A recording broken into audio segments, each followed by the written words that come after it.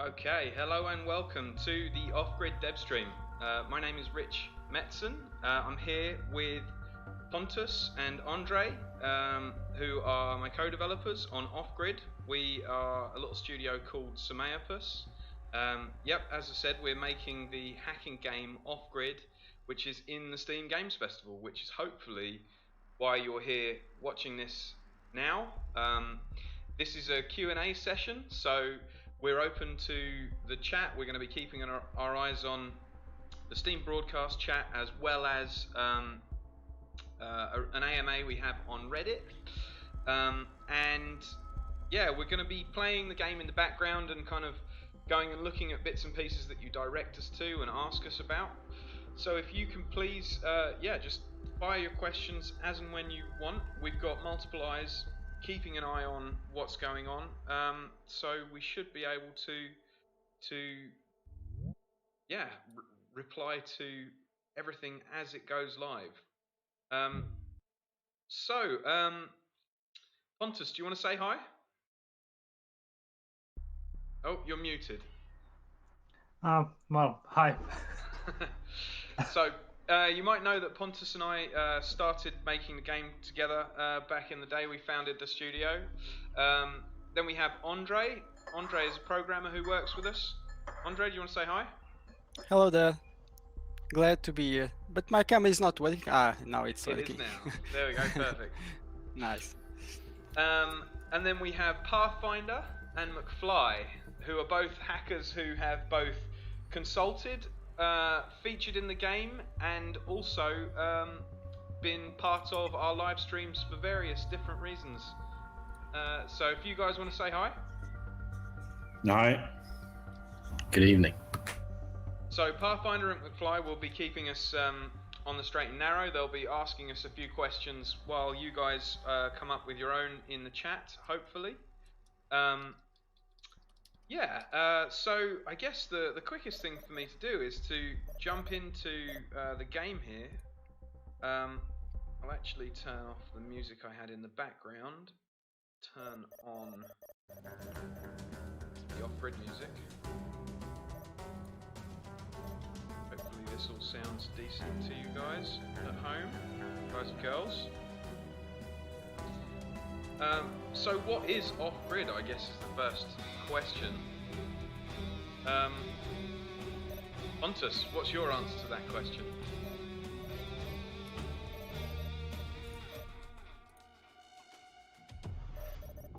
Well, it's a stealth and hacking game. Yep. I think that kind of summarizes it all. Yep. Well, we started out thinking that we would make a game about data privacy, right? So it started off mainly as a stealth game, and the hacking kind of evolved through that process. Yeah, it was a stealth game with some story dealing with the data privacy issues. And all of hacking kind of ended being more interesting than just a story-based game. Yep. Just realised I've got something interesting going on in my screen that I need to fix.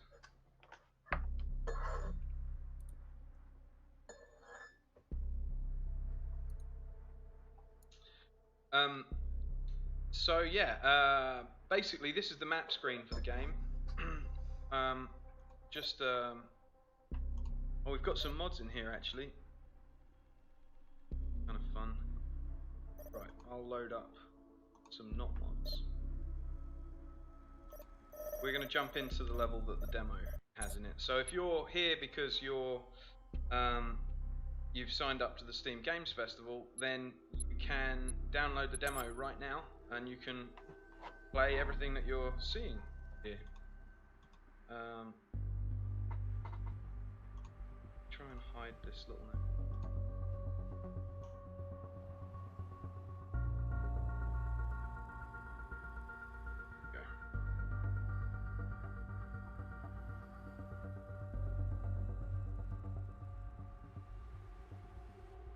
Taking a moment to load. So you guys have got your eyes on a few different places. Have we had any questions come in on anywhere? Has anyone seen any activity that we need to You answered the first one that I saw in the Discord. Is there a playable demo coming on Steam today? Yes. Ah, there you go. Perfect. Who was that from in the Discord? And that was from Superbit. Hi Superbit, thanks for watching and thanks for the question. Yep, so basically I think if you go on our Steam page, there should be, the demo should be on it now, and you should be able to download that and play it all week. Should be the answer. Got a long loading screen here. The demo gods are toying with us. When it does this, I usually have to close it and launch it again.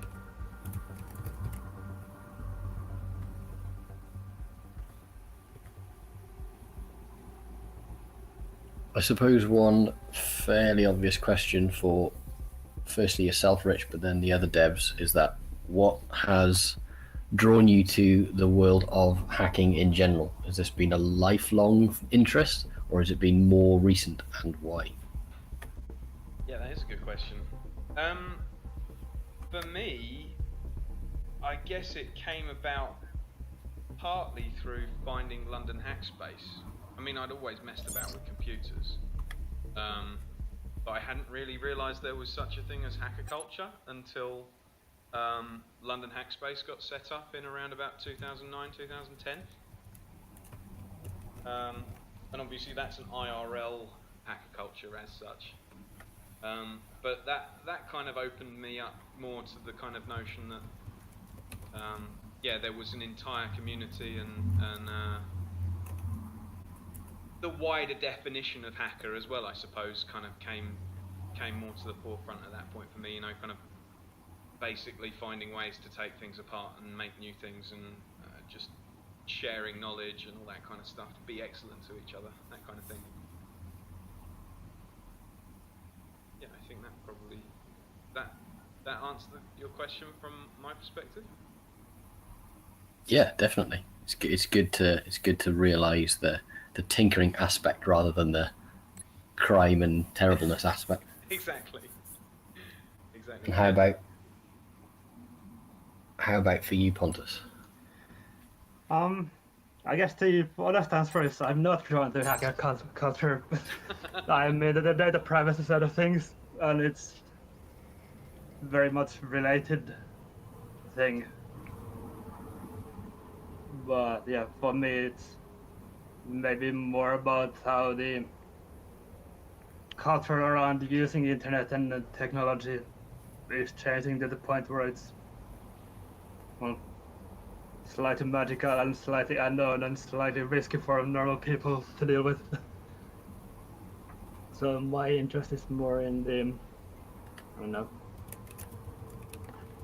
finding ways to actually get people interested in that stuff and realize what's going on and maybe care a bit more about what Google or Facebook or somebody else is doing with your data all the time. You've also been a Linux user for, well, a sort of an Ubuntu specifically user as well for 15, 20 years? Yeah, I must be about that long by now. I don't think there's any other cultural reason for it. I just preferred it from the start. So, I don't know, it seemed like the best tool for the job. But I mean, just being part of open source cultures is, in and of itself, is kind of very closely aligned to hacker culture, if not kind of a direct overlap, if that makes sense. Yeah, I guess that makes some sense. Never really considered that well. I tried my best to stay away from any actual Linux user groups or anything like that. Yeah, But they can then be again- a bit. then They again, can be a it's bit kind of- crazy. Yeah, then again, it's kind of hard to use something like that for a decade and a bit more, and not occasionally and with some of the groups. And yeah, I think I spent first of those 10 years hanging around at the Ubuntu forums and solving people's tech problems for them. But partly because that was a really good way of learning it myself. Very nice. And Andre, for yourself. Well, I don't know much about the hacker culture, but I think it's very important nowadays to be careful about the data and things like that. And one thing that I don't like is when the people tell the hackers are bad people or it's a bad thing. So I think it's good for people to know better what it's really about. And I think this game is a good starting point to become more interesting on this culture, I guess. Yeah. Yeah, definitely. Yeah, I don't know if you've really had it described to you like this yet, but this is definitely a gateway drug, this game. Hopefully. Yeah, I think that's an important kind of point. You know, like this game is set out to hopefully get people that little hook they need into kind of taking these kinds of things, you know, quite seriously, if that makes sense. The game is obviously somewhat tongue-in-cheek, but it covers lots of interesting and important points, and hopefully gets people started down the rabbit hole. Yeah, let's be careful with the gateway drug description, or otherwise we might get the game actually classified as something else. Yeah. Don't put it in text anywhere. Yeah. I mean, you're going to get those kind of Fox News headlines anyway, right? Yeah. I'm just trying to work out where the demo is on the Steam page. Has anyone else managed to work that out? There's a couple of people asking questions saying it's not on the store page yet. I wonder whether... Do you have to sign up to the festival in any way, shape or form to unlock the demos?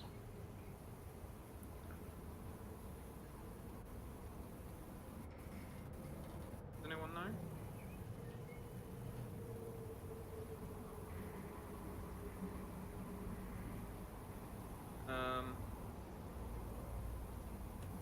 Yeah, I think basically we can Steam safely hasn't call told us that no. is the answer. If I go to the off-grid store page, I mean...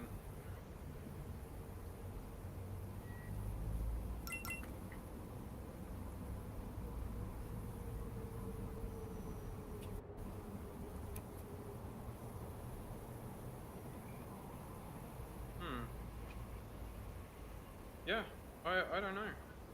It's not page yet, is it? Look at the green bar above. At the green bar? There was a green bar saying it is already in your library, so there might be an issue. Yeah. Well, I mean, yeah, obviously for me that might be the case. But for the folks in the Discord who's said it's not turned up yet.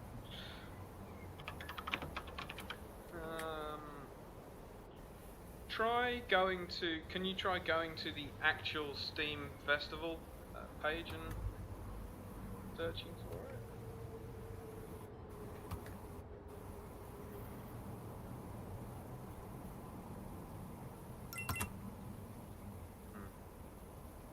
I don't know the answer is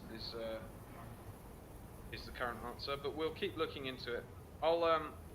I'll continue doing the Let's Play and keeping an eye on the chat with folks. If you guys can do your best to see what's what. The rest of it. Yeah, we'll investigate. Right, I need to bring up the Steam chat. There we go. Steam might be bogged down by the other 900 demos launching right now. Yeah, exactly. That could well be it. We'll find out. We'll get to the bottom of it, don't worry.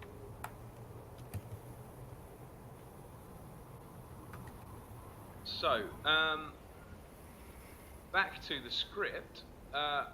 Essentially, the demo is set up to drop you kind of into the middle of the game in many ways. So you start off a little further down the line than you would at the beginning of the full game when that comes out. essentially you already have some of your hacking tools, which are down on the left here, and they are all part of your kind of AR glasses, which you can use to visualize data and networks around the buildings. So that's what this looks like. You're kind of able to see who's receiving text messages and a couple of the different networks around the building, and you escalate your network access as you go.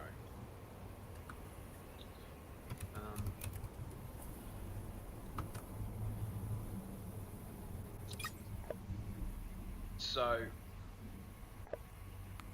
here we have our kind of hacker who is guiding us through the situation. His name is Smedley Butler, and essentially he's trying to help you find documents that will pertain to what has happened to your hacktivist daughter, and get you to leak them onto the mesh network that he's been building.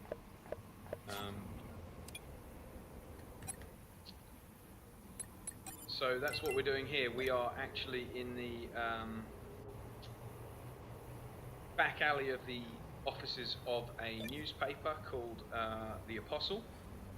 One of their journalists has been investigating a story that is to do with young hackers going missing, and so in order to make sure that his research doesn't all get burnt down to the ground ahead of a potential raid, the newspaper editor has asked Smedley and de facto you to try and get into the offices without being seen and to acquire the journalist's data off his laptop. So, do you hear about that journalist? Just realised the screen that I've took got his set eyes up on actually terrorist has charges or something.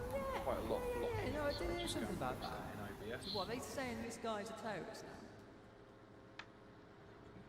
Let's, move this stuff around a touch.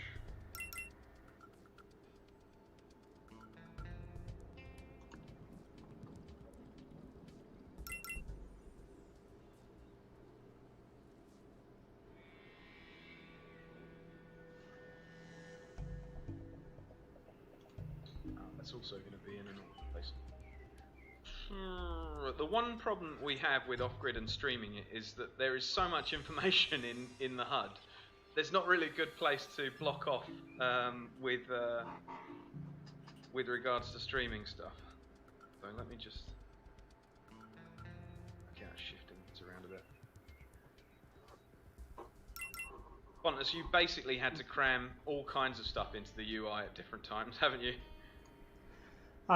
It's a constant pain when it displays with more than 4 corners, basically.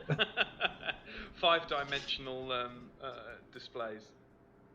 Yeah, I mean, some hexagonal screens would tile pretty nicely, I think. That will give us at least 2 more corners to place some UI stuff in. I think this will work. This.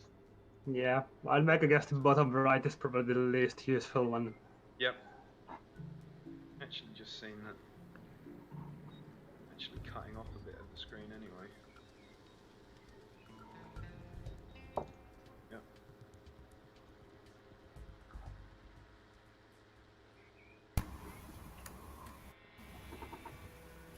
So, Peter the Grey within the Discord has asked, is the Steam demo the same as the old itch.io one? It's newer. It's basically the build that the first access folks have had access to most recently. So essentially, it's the same level, the same environment, but it's got plenty of the features have been pushed further forward. The AI is more advanced, having fixed a few things with it. You'll see that some of the hacking tools are slightly different. We've got Pontus's kind of node kind of graph up the left-hand side. So mechanically, it's more advanced. In terms of the content, it's still rooted in the same level from the itch.io demo. Partly because we kind of want to keep from spoiling too much for you all when the game actually does release.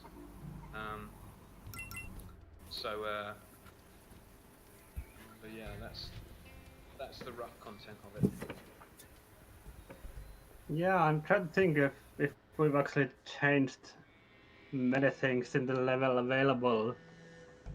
We definitely changed just about every system in the game itself on the background. Yeah, there's a lot of sort of mechanical Since the stuff. each demo. Yeah, and there's some new game mechanics and other new features like that, but I think the level itself is probably mostly the same. Yep. So Have you we're shown basically- people the overlay yet? the data on view? here? A little bit, but not Yeah. from in here. So yeah, this is kind of a good place Ah, to it's have just a little great. look around. And we can target some data as well. I think that's always worth doing. Bringing up the data utility and actually reading some text messages from the guards. One of the things that I think people don't necessarily realise straight away is these are all procedurally generated. So I love chocolate bar, chocolatey, chocolatey, chocolate bar. Here it goes down into my belly. Is based on the fact that that particular NPC, his favourite food is chocolate. They'll generate all their different text messages and Twitter, or what we've called Flutter social media messages at different times, and you get some pretty funny ones usually. Like, I particularly like it when they start talking about, like, I haven't been parachuting for a while, better call my wife and stuff like that. That's always fun. So this is the first sort of section where you get to kind of use some of the hacking tools. So we've got this SSH app that once we're in data view, and as long as we've got enough hacking points or kind of data nodes in the left-hand graph, you can target different IoT devices, and if their security or credentials are poor enough, then you can just John the Ripper straight into them. And if not, then you have to go around and collect more data belonging to the various characters that might have access to given devices. So this one's a smart hand dryer, sorry, I always say hairdryer. It sent us a text message, so we knew it was on the right network. It's taking user logs. It's actually here listing who's washed their hands. We've got Mick Umbridge, whose hygiene score is greater than 95%. He's been categorized as a germaphobe. And then right next to him is Eric Reinhardt, whose hygiene score is around 40%, and he's got cautionable offence. So, you know, he might... Oh no, Dave Coleman and Marcus Fordham have both got fireable offences in their hygiene scores, around 20%. So, this smart bathroom is tracking employees and, you know, doing all kinds of stuff. We're going to download those files, and that's going to help us build profiles on them. Then we go to the test information here, and we put it in continuous test mode, and that will start to heat the room up, which in this instance affects the environment to the point that the smart thermostat starts going up. And for our particular moment here, it means that we'll get a stealth trope, which is an event opening.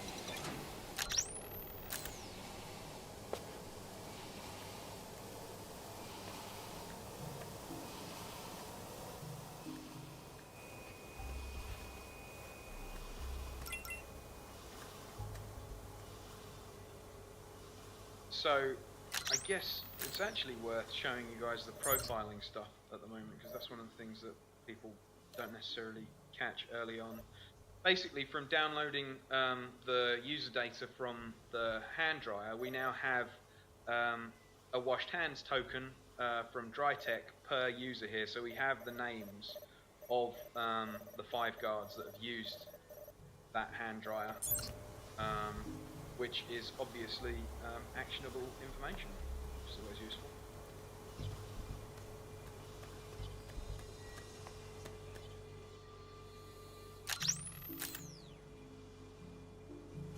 So remember, guys, this is, and when I say guys, I mean folks in the chat, whether you're on Steam Broadcast or on the Reddit or in the Discord, keep asking us questions. We're here for your questions specifically tonight.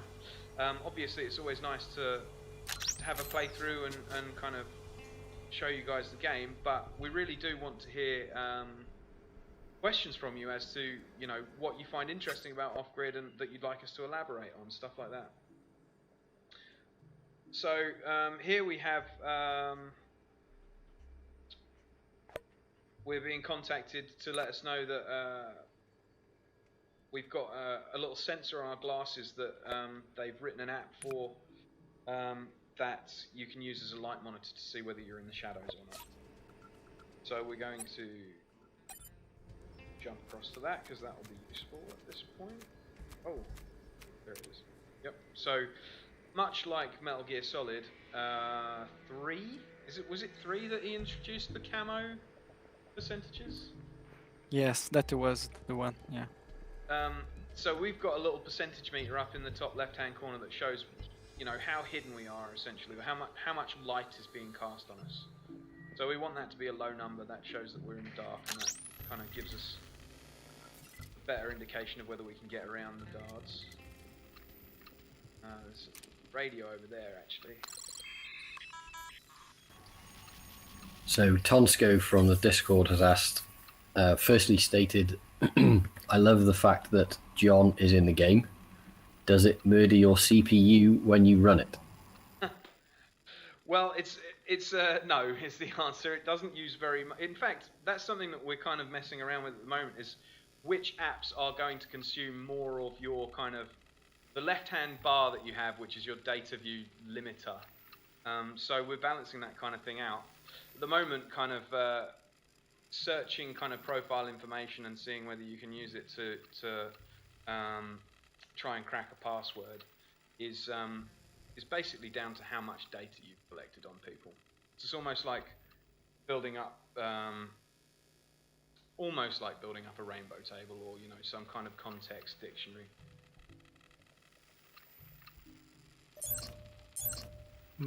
Social profiling, I'd say. Yeah. Being able to guess passwords because you know what someone is most likely to have used as their given wording. At the moment, it doesn't use much of your kind of resources, but as I said, kind of one of the things that Pontus and I are doing at the moment is trying to balance the tools in different ways and give different advantages, and so we might find that does become something that uses more resources.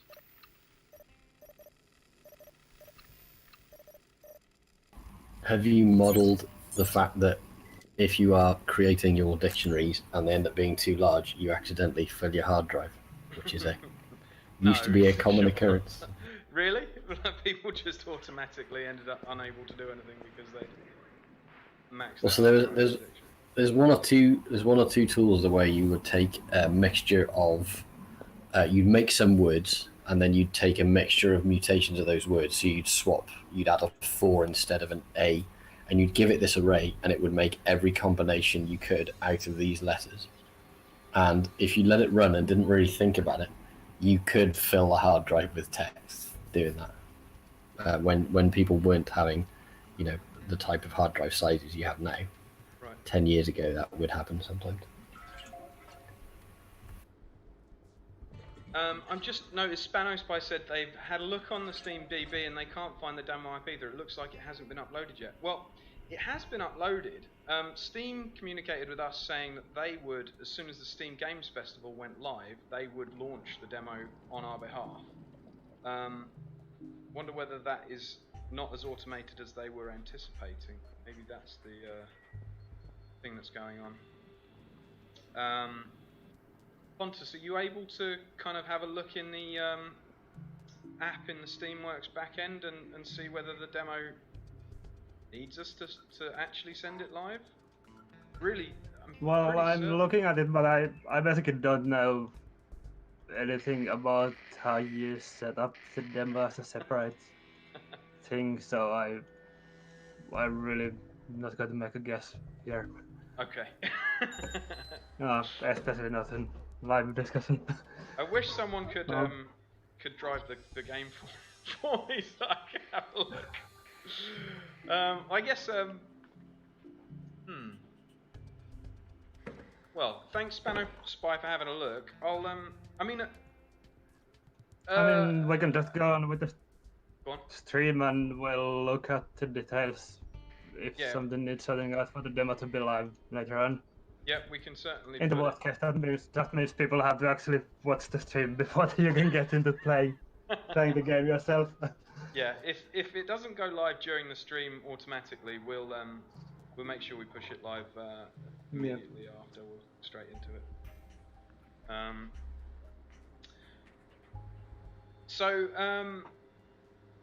Basically, the name of the game with Off Grid is finding as much data as you can. So we're here kind of looking for interesting points at which to try and get onto different networks. We want to get into this server room. We've been told in the kind of get-go we need to get into the basement to get to the server room, get onto the networks. We're locked out.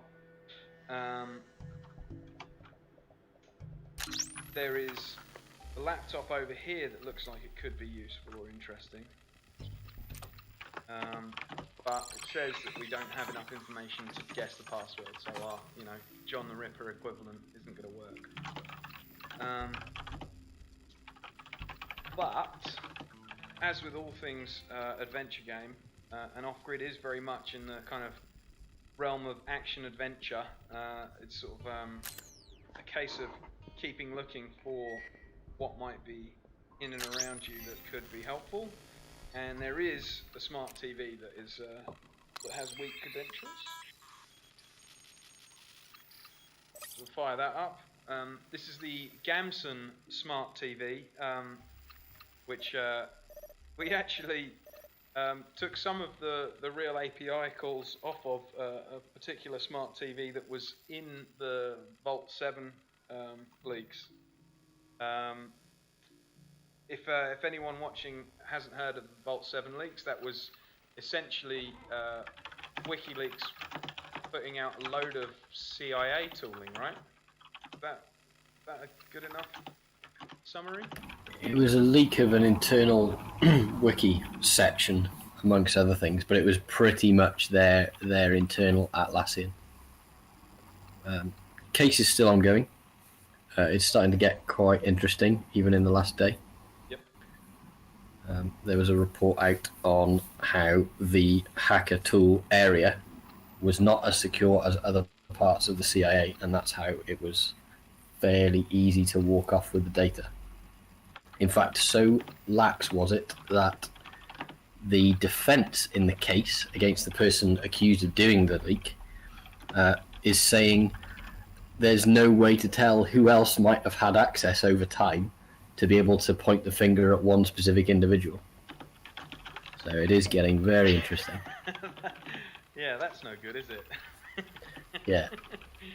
They were expressly exempt from the standards of security that other parts of the CIA and the US government were put under, because it was assumed that because they were who they were, they would do a better job inherently. I mean, that was a statement in the report. So. Yeah, you shouldn't set your company policies up on that kind of a basis, I don't think. So, one of the leaks in the Vault 7 stuff was that there was a Samsung TV that was vulnerable to a piece of malware called Weeping Angel, which was essentially an implant that I think it required physical implant, but it could then remotely turn the recording function on and off in order to create essentially a hot mic in a given room. And so in this, we've kind of referenced that. Essentially, someone has managed to leave Weeping Angel on a TV in the IT department of this investigative newspaper, which in the Orwellian dystopian world that we live in isn't actually too far off of being potentially believable.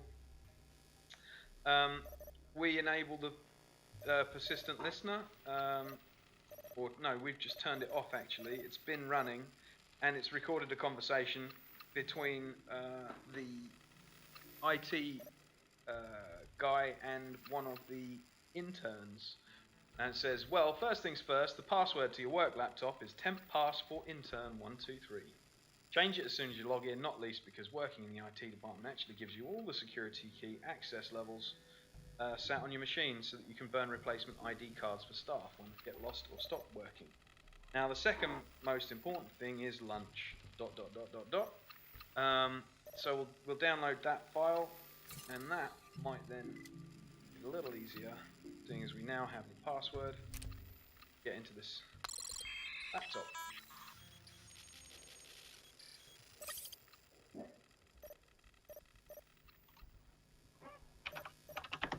There is door access keys.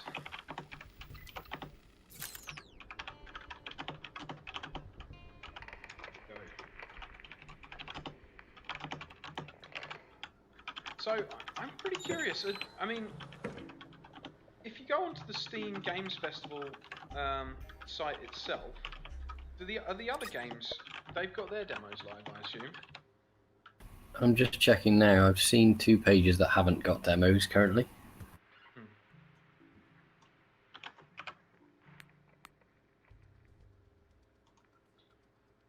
So, here we go, we're being messaged again. Okay, now we're talking. Remember that little USB I gave you? Yep.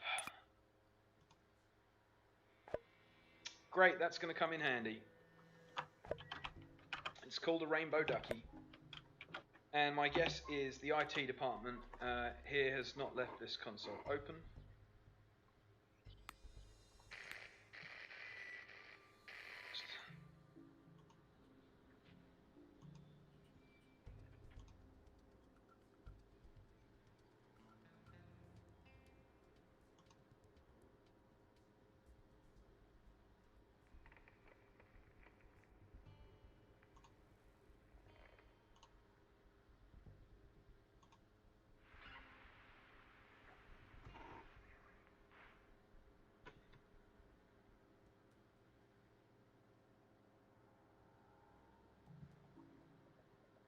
Sorry.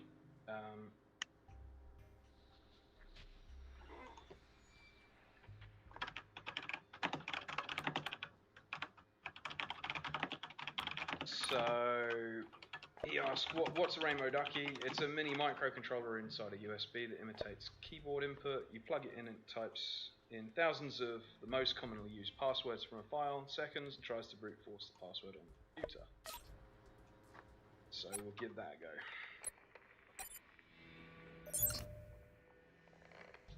So basically you have an inventory of items that you can collect. I'll throw this USB dongle in on a quick slot.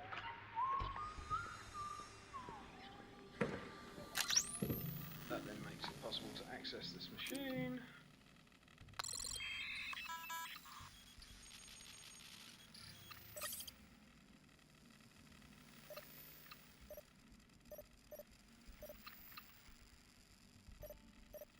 Add device to network, and that puts us onto the Wi-Fi network rather than just the phone network. So now we're going to see a lot more data, which will give us more things we can do, and more things we can access.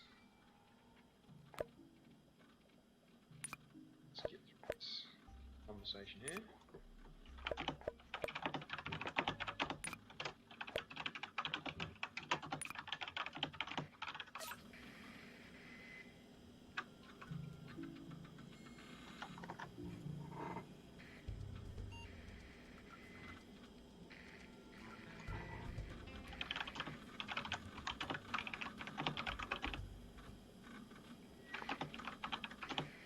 I Love to Read 24/7 has said all the games I wanted didn't have demos uploaded even though they said they were. 4 games. So it must be something that's happening commonly across the festival. Maybe just a technical hitch. I know that we're one of the first sessions, so it's literally only supposedly gone live in the last 43 minutes. It might just be that Steam's behind on it. Yeah, I found 1 or 2 demos, and I found a good number that don't have any. Do most of them? I've checked 5 so far, and only 1 of them had a demo available.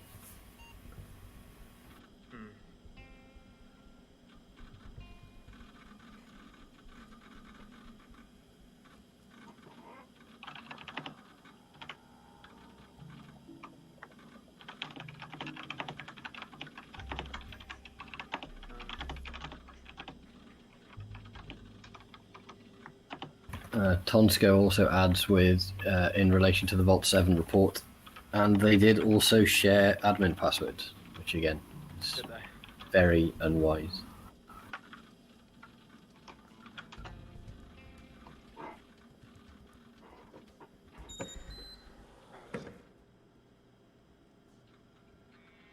Hold on here. Do we need it? So essentially, now that we've got Wi-Fi network access, we're seeing a lot more data points. We're seeing GPS pings as well, and a whole bunch more devices that we can potentially get access to. So that's going to be useful. More specifically, we need to try and find the laptop of the journalist. And it looks like it was down here. There's a data trail we can follow.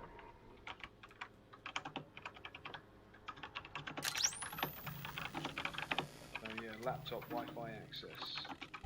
So we will just follow that trail basically. It's like a little gingerbread trail of data.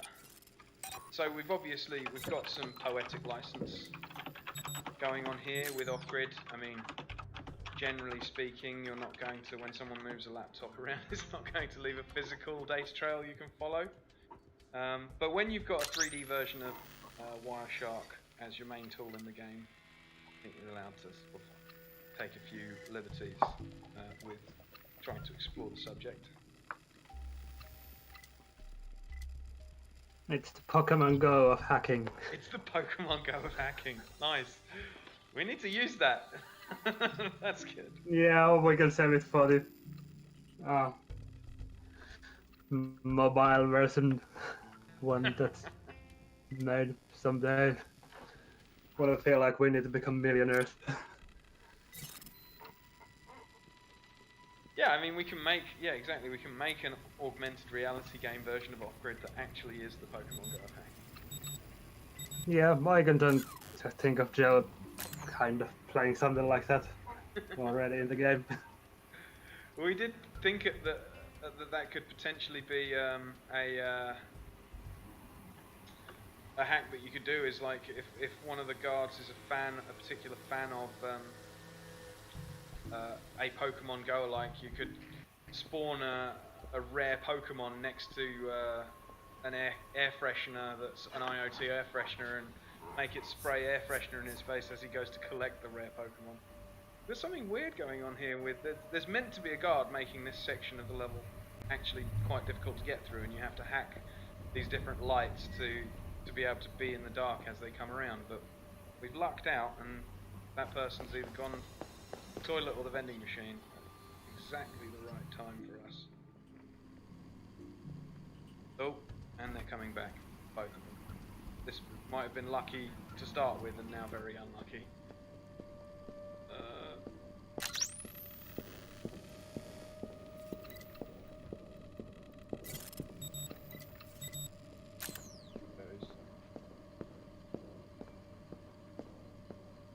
Right.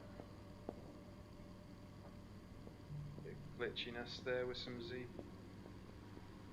I'll have a look at that. This is private property, no! mate. I've been spotted.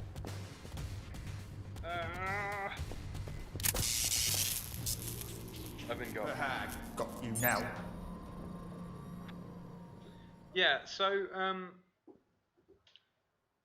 in terms of the demo being live, we'll have to have a look afterwards. Pontus has done a bit of digging around, and we're not really sure whether Steam is supposed to be doing the releasing or us. So purportedly, when Steam last communicated with us about this stuff, or Valve last communicated about this stuff with us, they were going to be doing it themselves.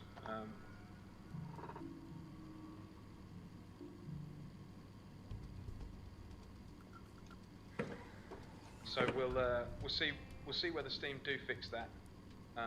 Otherwise, we'll try and find a way to brute force it out there, get it forced onto your machines.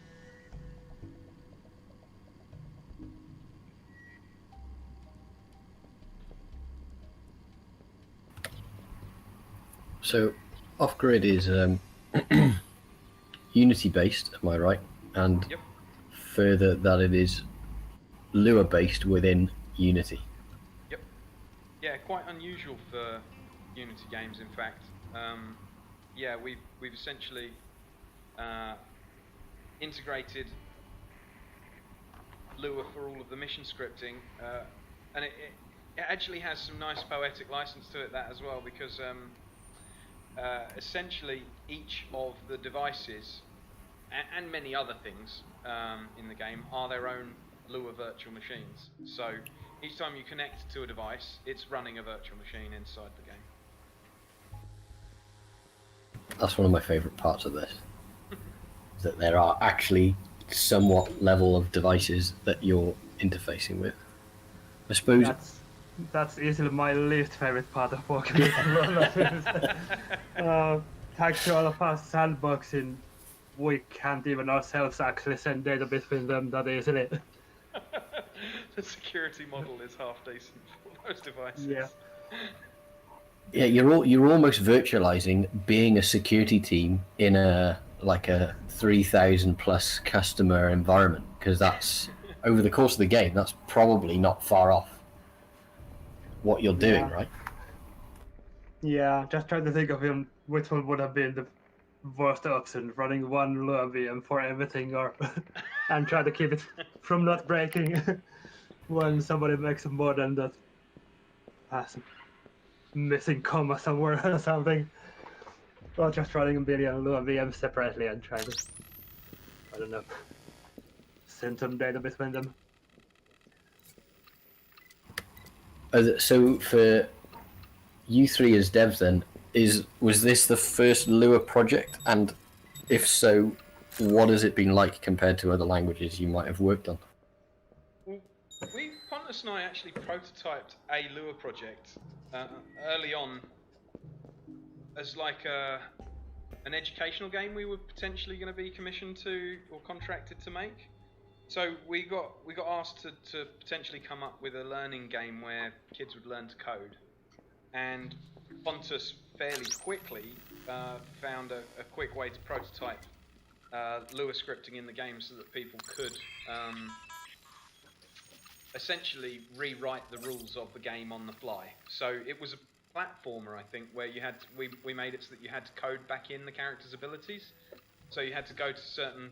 There were signs in the world. It's so long ago now. There were signs in the world, I think, and each sign had the ability for you to change a couple of different areas of the code base.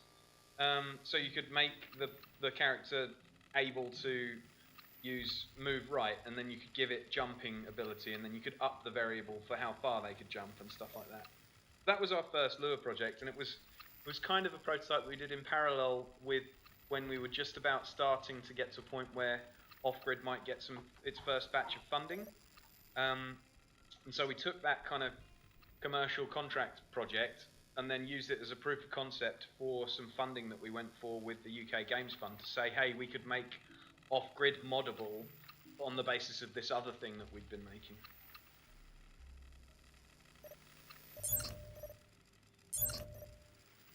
And what sort of challenges did jumping into Lua present? Because you've given us some benefits so far, but in coding, there's always both, right? It's an interesting language if you haven't used it before. It's very minimal and does things in slightly odd ways occasionally, which takes a bit of getting used to. Actually, both of those things. The one thing that you don't actually have a massive list of features in the language itself, you're just supposed to build them yourself as you need them. But also just some weird stuff like actually your only data type really is a table and everything is a table, and and how your arrays, which actually are not an array but a table, like I said, but they start from 1, which would probably weird out most of the people. Yeah, I think for the sake of making games, the biggest thing just is like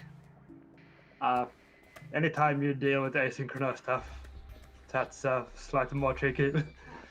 And when you try to deal with like multiple systems that are actually separate from each other but need to talk between each other, and hopefully keep your game still working and making some sense as well. It's interesting challenge every time. But I think we found some pretty good ways of making Lua work for us. And, I mean, it's not surprised. I'd make a guess it's probably the most commonly used, like high-level content scripting language for games. It's because it's And pretty what about- flexible, right? At the end of the day. It's super lightweight, and it's flexible, and it's also not insanely scary looking and full of weird syntax stuff. So it's not C++ Yeah. then, basically. Yeah, definitely not. So it's like few steps more artist friendly for all of your content creators and modders and level designers and all of those people to work in as well. Which is also one of the big reasons why we chose it for the modding language. We wanted something that's slightly more user friendly looking at least. How about yourself, Andre? Well, it was my first Lua project, so it was my first experience. But I don't find the language very difficult to learn. It's pretty straightforward. But I guess my main issue working with Unity is that, well, not everything is on Unity side. So we need to sometimes check the bugs on the Lua side, on Unity side. So I think it's more bad to me when I'm debugging and things like that. And our Ponto said everything is stable, so it is not very friendly at first glance to know what is what. Oh, that's a good point. Debugging it is a couple of steps more tricky. Yeah. First of all, we haven't actually set up the Lua debugger for the project yet, which doesn't really help. But the second thing is it's because it's interpreted language, it's not compiled ahead of time, so you don't get a warning about your errors when you write them, or when you save your file, you actually just run into the issues at runtime. And because it works not exactly line by line, but block by block, it doesn't always give you like exact details of where your error is. Do it again. So you can, at the best, you usually get some kind of hint of where you might have gone wrong, and that's kind of it. Yeah. But yeah, it's doable, and I think part of the pain for us is because we can never be sure ourselves if the problem is in the Lua side or in our actual game side of code. Yeah. So it's kind of slightly more tricky for us because of that, while for modders you should of course be able to assume if there's an error it's on your Lua script, and if it's on the C# or on the game side, then that's our problem and not yours. Fingers crossed it shouldn't even exist on the C# side by the time most people are modding the game. Yeah, let's aim for that.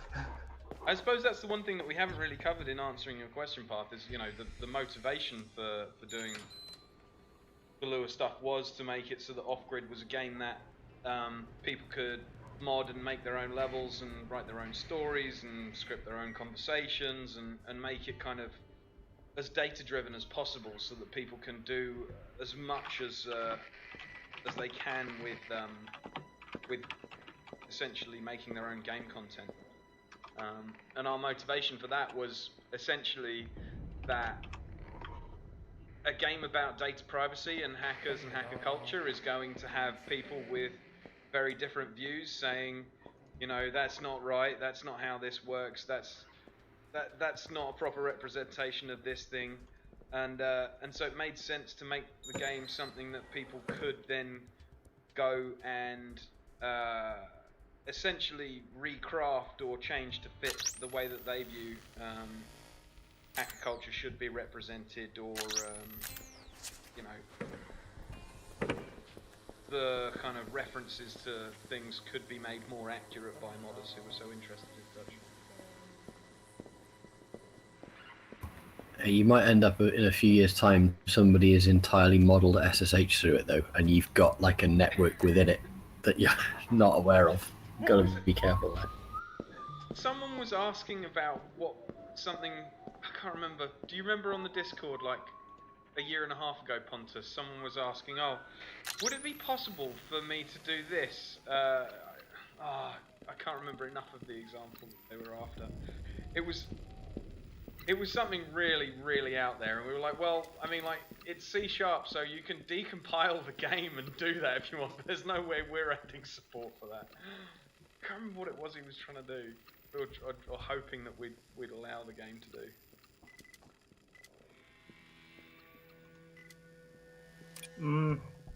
Well, kind of hard to comment because I definitely can't remember which one you're talking about.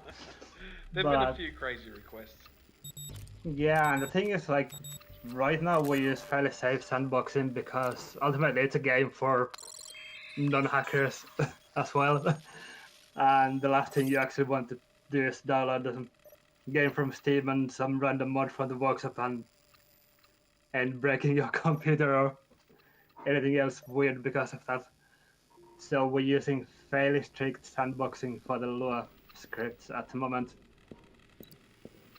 But if there's interest for that, I'm sure we can make an option in the game for more adventurous people to toggle on and enable all mods without restrictions.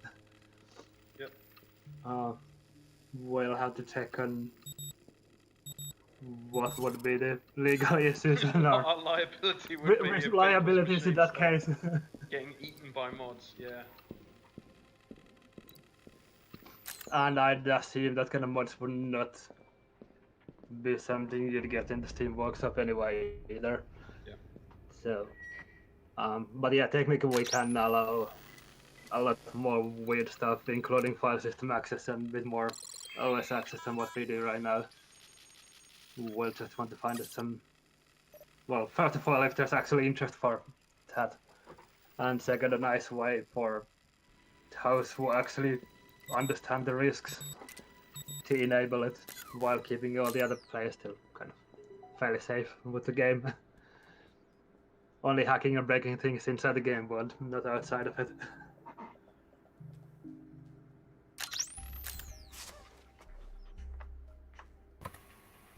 The other thing that's always been a really fun thing for me with this game has been how the AI works, especially when it comes to modding. So is there any way we can chat a little bit about that and incorporation of novel things to the environment? Yeah, I mean, well, so essentially the AI is now all data driven as well. So one of the kind of things that we did more recently was take what's the model that we use for the AI, which is called goal-oriented action planning, which is essentially you give a given agent a goal, and they then have a pool of actions they can select from in order to try and achieve that goal. And it can be somewhat unpredictable. It means that agents can use different actions in different situations. It means that you can get some interesting dynamics occurring with the AI, and it being now data driven and written in Lua means that essentially modders can script their own AI actions and goals and all that kind of stuff. Hey, you're not meant to be in here. Keep getting spotted here. I can't really talk and play at the same time. I'm gonna try and just run away. I'm not gonna get away with this.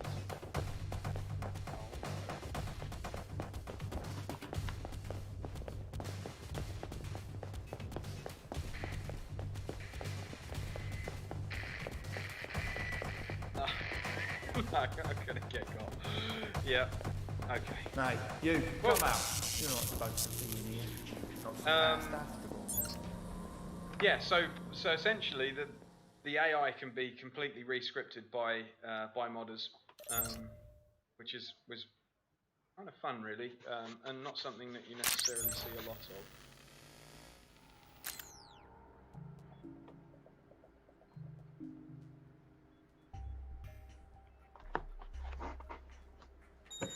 Oh, you have no chance.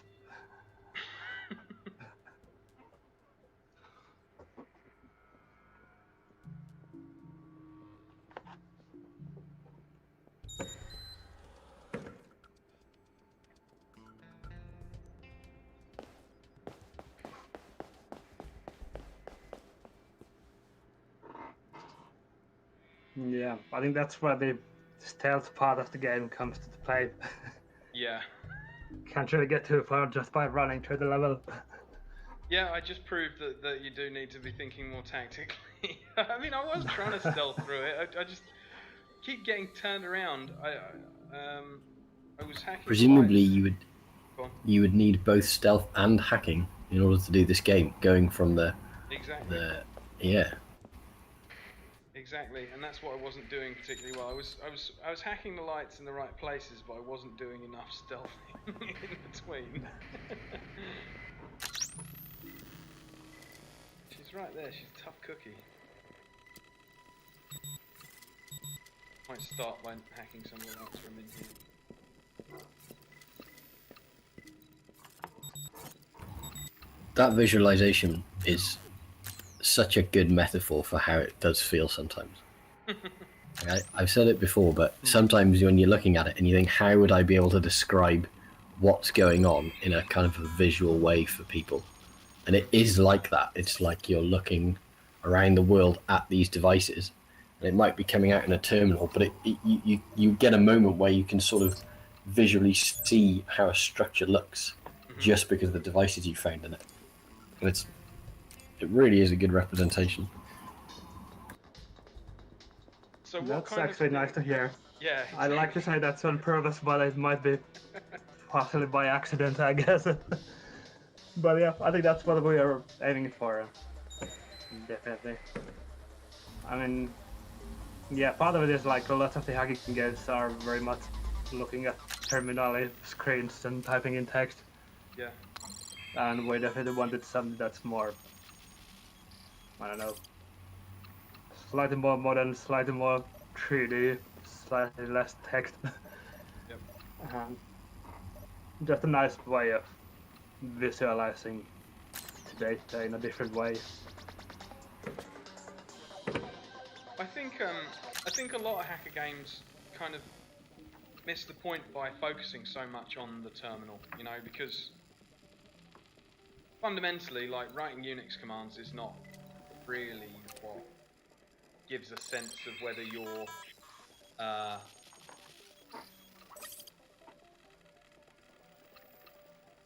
doing something that incurs potential risk or jail or whatever else. You know, it's not the writing of the Unix commands. It's the boundaries that you kind of step over and the, like you say, Path, the realization that, oh, hang on, that VNC device that I've just stumbled upon, if I'd have clicked the wrong buttons in it, might have caused a significant national disaster or whatever else. You know, and I think that's what a lot of hacker games kind of sometimes miss by focusing on kind of typey hacker stuff.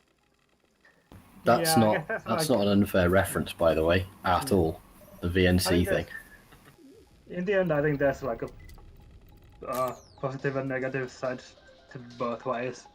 We can much more easily show you the consequences of what actually happens, what the devices do when you hack them. And like I said, we can visualize that in a nice, pretty way around you. But it also has the limitation of around you. So you can't really do much of remote hacking. You don't really get it like worldwide access to devices and servers. You're kind of limited to what you can fit in that like actual immediate surroundings for the player. Just quickly, FYI, I can hear someone's headphones bleeding some music in, which might end up causing the audio to get cut out on YouTube and Twitch. Someone's listening to some kind of pretty funky house music with a cowbell in it that I can hear, which will mean that it's being broadcast. Path, is that yours? I should be muted, but I can't see anything, hear anything. It sounds a bit like. Somebody has hacked your headphones. Yeah, I'm not hearing any of this music you're talking about. I wonder whether it's like a Steam game that's up in the background of my. I don't know what's going on. To be honest.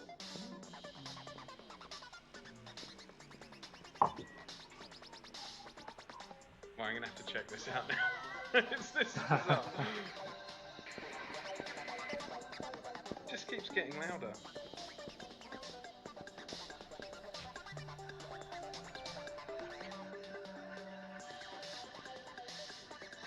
I'm gonna have to go through all of my tabs.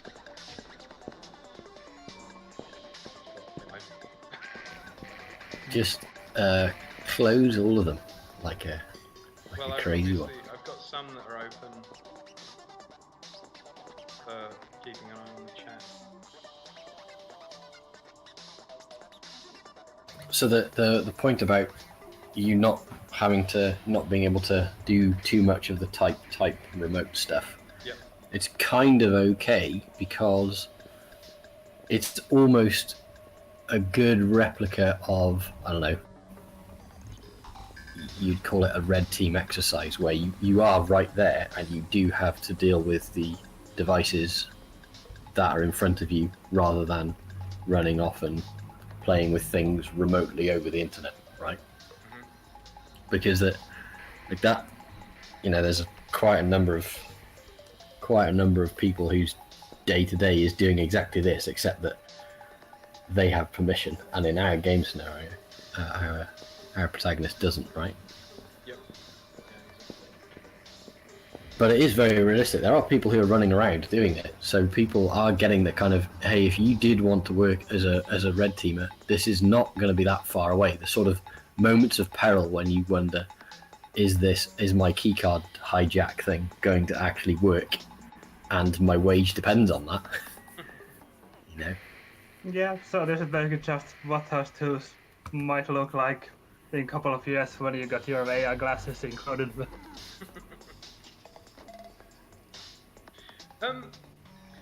Can I get everyone to mute their mics quickly, and then I'll ask you to come in, and then I'll be able to discern whether it is bleeding through. Pontus, what happens if you mute? Ah. Okay, it's on my machine. Where is this music coming from? Proper debugging. Shouldn't the Windows sound card tell you who is actually playing in there at the moment? Well, I'm sure it will actually. It does tell it somewhere, although I don't think I've seen the window where it shows you the actual apps in a while. Is that still a thing? It used to be. Yeah, in mine it's the mixer. Right click on the small speaker in the taskbar, and there the sound mixer, and there it should tell you what's playing at the moment. Oh, nice. Thanks, Microsoft. It's displaying Skype for me. As an active user of my sound card. Which is cool because I use Skype about once a year. You can mute certain settings there, so you can just try to kind of press the buttons over there. Also, it's a scroll bar, right? It seemed to be a rather wide scroll bar in your case. Yeah, well mine... I mean... There's something coming through from Firefox, that's true. But it's not there.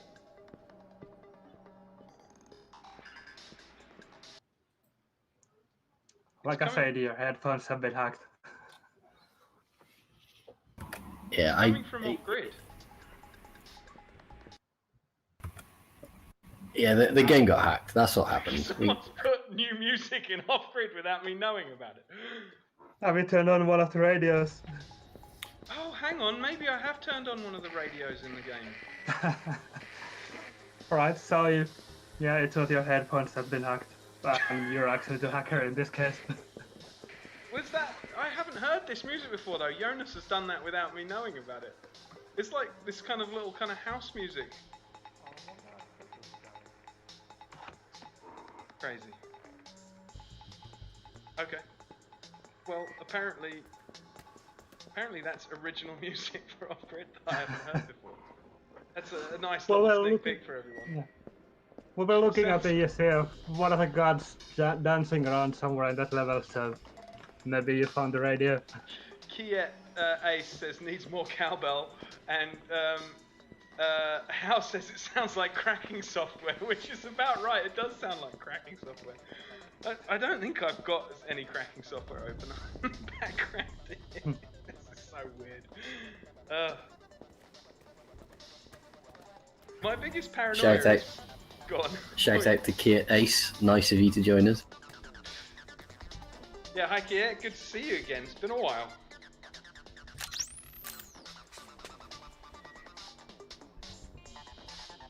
It is in the game.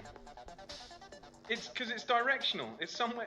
If I point in this direction, I can hear it, and if I point over here, it goes. Well, that's enough. I did not think that as developers we'd get little Easter eggs, but apparently, have you heard that music before, Pontus? It's not coming through loud enough, so I can't hear it. Good. Yeah, that's why we couldn't hear it. That's fantastic.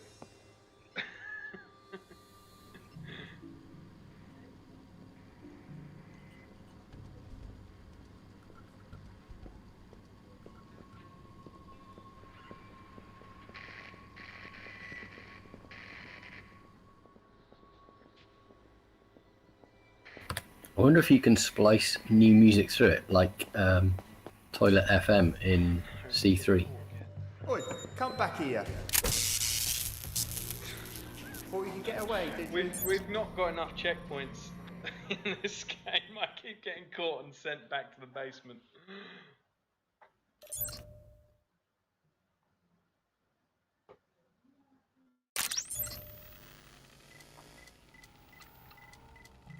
Kiet says, yeah, it's been a while. Hope everyone's well. Yeah, I'm doing pretty well. You're doing alright, aren't you, Path? Yeah, well enough.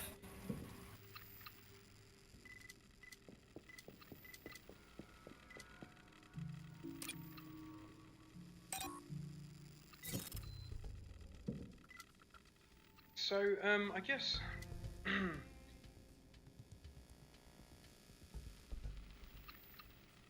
I think, well, Path, do you mind asking a couple of questions for a second? I'm actually going to check my email to see whether Steam has told me that I'm supposed to have set something live. Because if we can get the demo live for people now, then hopefully they can get it downloading, ready to have a play for themselves when the stream is over. So I will just quickly go and check my... what's the next question you have lined up in your mind? Well, I suppose the first one is, do you think it's a good idea to check email on a stream there? Probably not. Oh, well, I mean, I'm only sharing the screen with you. Oh, that's fine then. Yeah, I'll the stream in the yeah, I was worried there for a main second. window is just paired to the off-grid XE. I have access So- to our email server anyway, so it's just all the others you have to worry about. My I don't have any new email from Steam anyway. So one question then, as a lead on to the first one that was about the interest people had. Has exposure within this game or during any research led you to have any kind of, I don't know, you could call it an internet adventure, or has it led you to try out any of the concepts in the game, and that is to all three of you? Have you tried to break anything? Although, of course, we are talking legally on this stream. Right. So, what's the least incriminating answer? I mean, the least incriminating answer that we can give is probably... No comments. No comment would be the best. Absolutely not, we'd never do that. My completely legal answer would be I've had a bit of a mess around with a few CTFs and ISOs in my time. I've certainly prodded a few boxes. You know, run a few cracking scripts at virtual machines on my own computer, not anyone else's. How well did you do in those CTFs? I didn't take part in anything that was live. I just grabbed the boxes after the fact to have a prod at them. Okay. Have you seen? Have you tried any of the? I think they're called crack me's. They're like the intro reverse engineering things. No. What's the site for those? Is that's dot something? I think it's .de, but let me double check. Don't want to send people to a bad place. Let's see.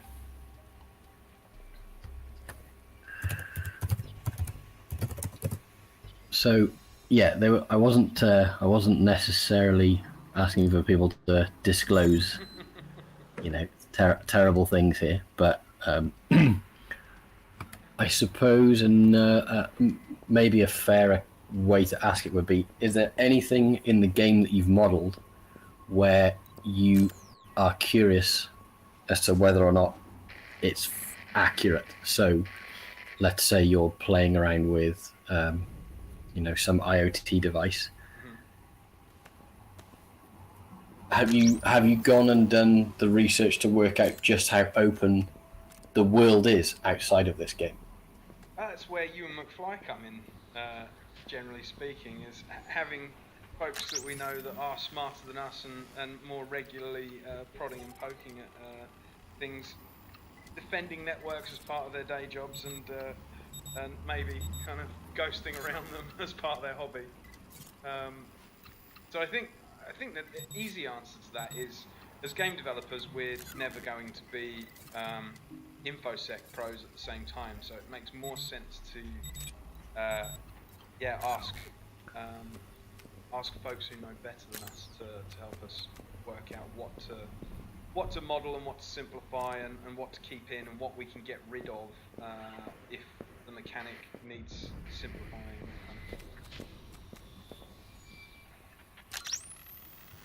Were there any surprises? Because obviously there must have been some level of research into how some of it would work outside of simply the gameplay. So in order, for example, there you modelled SSHing into a device. Yep. During your research, was there anything that surprised you as to how easy something might be? Maybe you had read up. Was there anything that shocked you in doing that research? Well, I mean, I think when you've been making a game about this stuff for as long as we have, and been kind of reading the news on it for, you know, the best part of a decade, it's kind of hard to remember how many things have shocked you as to how simple or bad they are. I think, yeah. I mean, part of it comes down to, I don't know whether I've ever told you, but some people might know that Pontus in a previous life was a web developer anyway, so Pontus has seen and dealt with some fairly shocking things in websites anyway, which I think probably informs some of his game design choices in Off-Grid. I think web development is shocking for completely different reasons than security vulnerabilities himself, or in addition to all of those. Sort of giving web development as an example, like one of the things that I suppose I learned about in the process was the kind of the chain of vulnerabilities that occur with the various plugins that people use that get deprecated or change ownership, and how entire kind of rafts of websites using a thing can end up having malware implanted on them because someone has decided they don't really care about this plugin anymore and it happens to be very widely used, and so someone else takes up ownership of it and can pump whatever they want to those websites. I think that was one that for me was like, oh really? Like, that's a thing? Yeah, I don't think I've run into any actual like anti-hacking tech side of things. It's more that when we try to imagine the most stupid, weird Internet of Things devices you could have in a game that would be funny. It seems like we can never come up with as crazy and stupid things that actually exist already. Yeah. Nobody would believe those are actually real and the stuff. I don't know.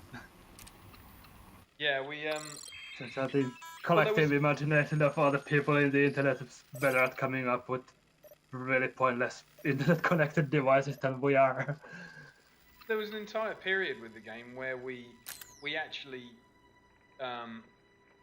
went to put in a load of crazy IoT devices and decided not to because we thought people would think it was unrealistic when we were prototyping it at first together, just two of us back in 2013, you know, when we were first messing about with concepts for the game.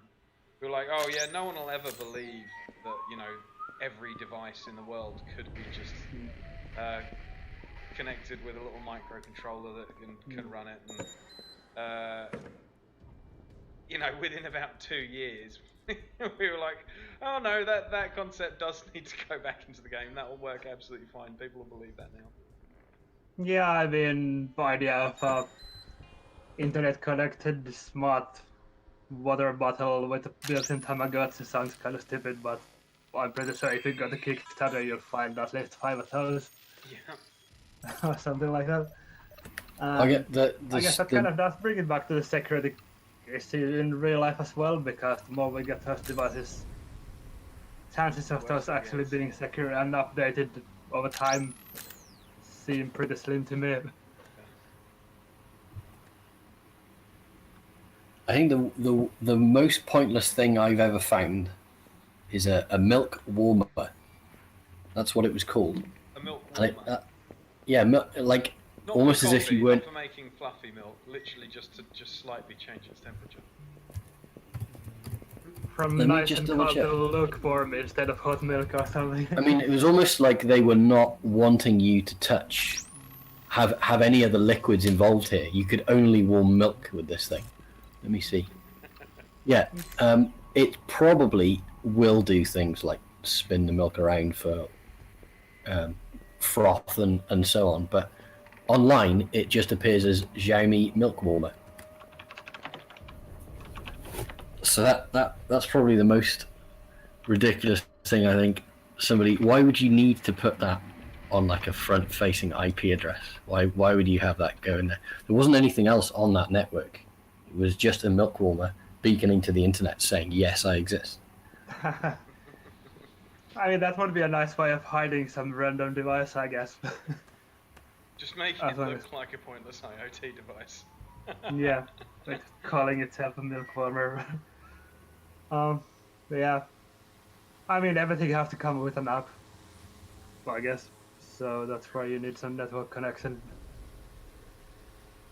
Yeah, I mean, when there's a fleet of milk warmers with .mil addresses associated with them, I'm sure at some point people will realise that there might be something worth having a look at. Yeah, and the GPS tracking on it is sort of telling you this thing's like it's just just about subsonic. you know it's not warming milk, is it?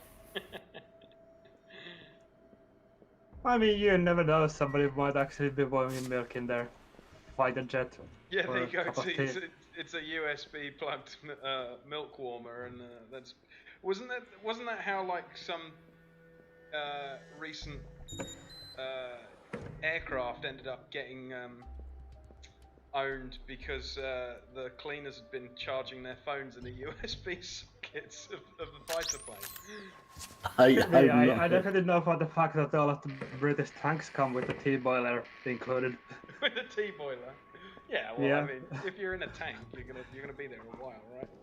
Yeah, I've understood the story is people actually kept taking their tea breaks and coming out of the tank to boil the tea, which was not the best idea. So the easiest fix was to include kettle in the tank. See, I'm not an expert on sort of physical warfare, but boiling liquids in an enclosed mobile space is probably not the best idea. Well, I And suppose, also, yeah. The reason you're in a Burnt tank, personnel is essentially. better than, yeah. Having tried that kind of stuff, I think boiling kettle is least of your worries. At least that's just going to be some steam.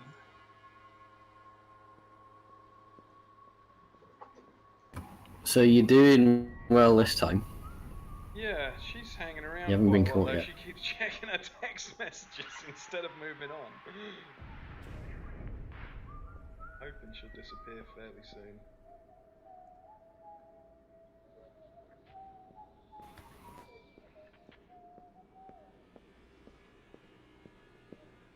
Yeah, I think we got the current rate of text messages sent randomly a bit too high for the how long the animation of looking at your text messages takes. Yep. So if you let the game running too long, they kind of get a backlog of messages to read. So you can just cheat and make a run for it. Yeah, yeah. I mean, to be honest, Is that's kind of approaching being realistic by how now. many people stop and take a look at their phone? Oh. Yeah, we just need to fix it by making them actually take a photo of you. Maybe a selfie with you. If they spot you. Yeah. I think we're going to be alright here. There we go. I don't actually know where the next checkpoint is.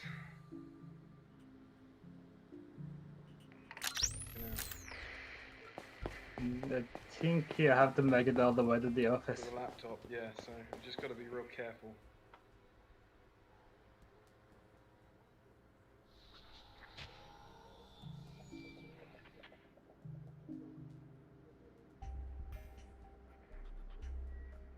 I hope that guy's not coming to... No, what? He spotted me from all the way over there. Okay, right, I've got to hide.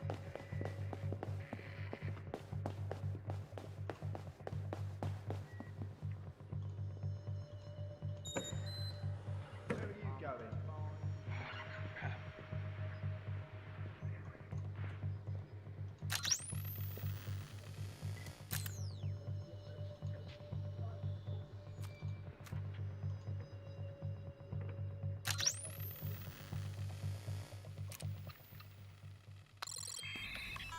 Did you do it? I'm just about to turn the light off. I've managed to find somewhere to hide behind. Hopefully I get away with this. Turn this room dark.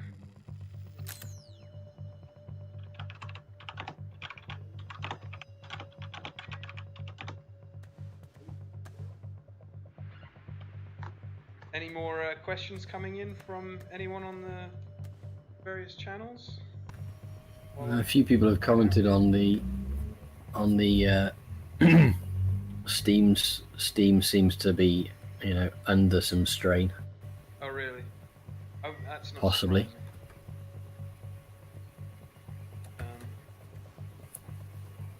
surprising. Diogo's here, and hopefully he's still here.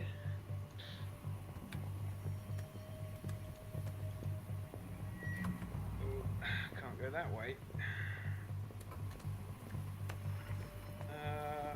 Whether I can hack the vending machine, get it to do anything. Oh, no, that's actually probably missing. Current bill.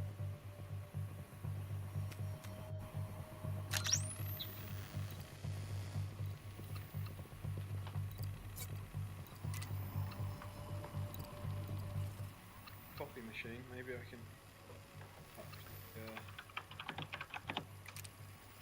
caffeine.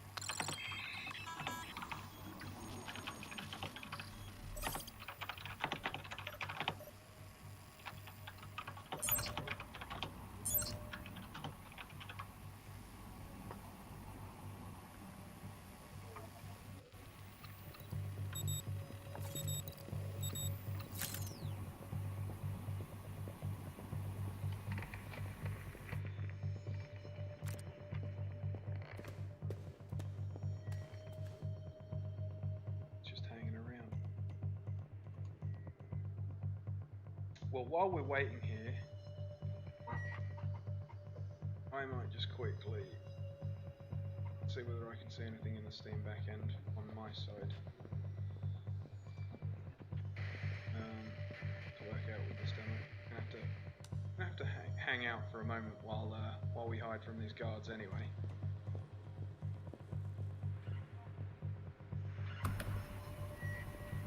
Yeah, kind of. I was tempted earlier to try and show some other things that might be, related to this, but unfortunately, don't think it's a good idea. Some other things in the world of IoT. Yeah, well, yeah. There's so every now and again, it's good to sort of look at how many of these devices are out there, and there are some protocols that are better than others.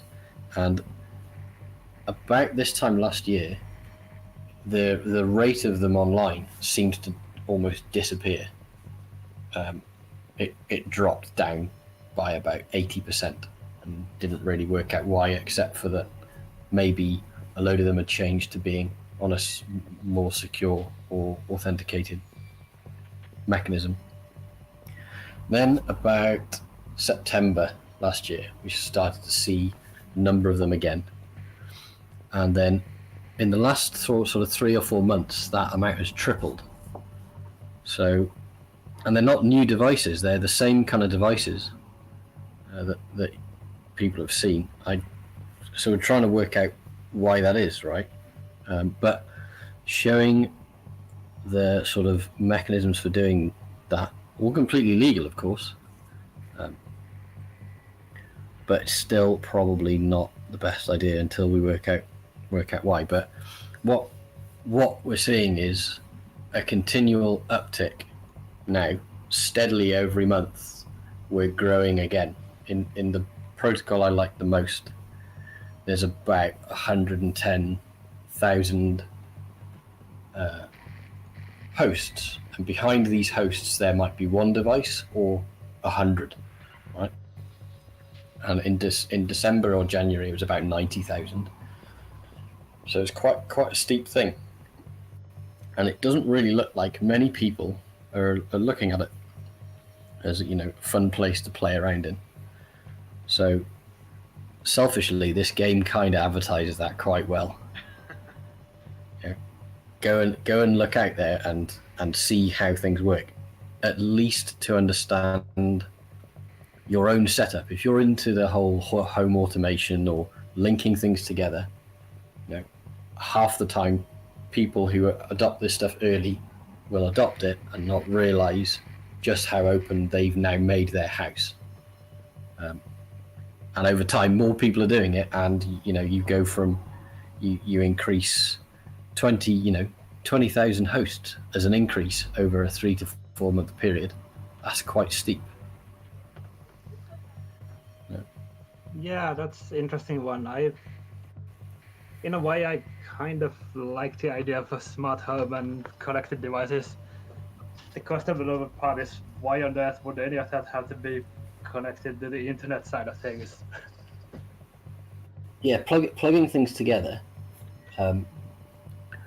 What happens? Usually, someone will do. There'll be usually one of two common problems. Either they have done some port forwarding for one of their setups, and they don't realize that has opened that to the whole world, just because there's some connectivity for like one application out of 5 or one piece of hardware. But the other common problem is what they won't know is that one of their applications on its own is syncing all of its data and surrounding data to a cloud service. And in that instance, people don't know that their data is open, and they haven't opened anything internally, but this one application is putting all of that collective data on an Amazon IP address somewhere. So that's what we normally find: residential IPs or some IP in Amazon that is back-ending a ton of different applications.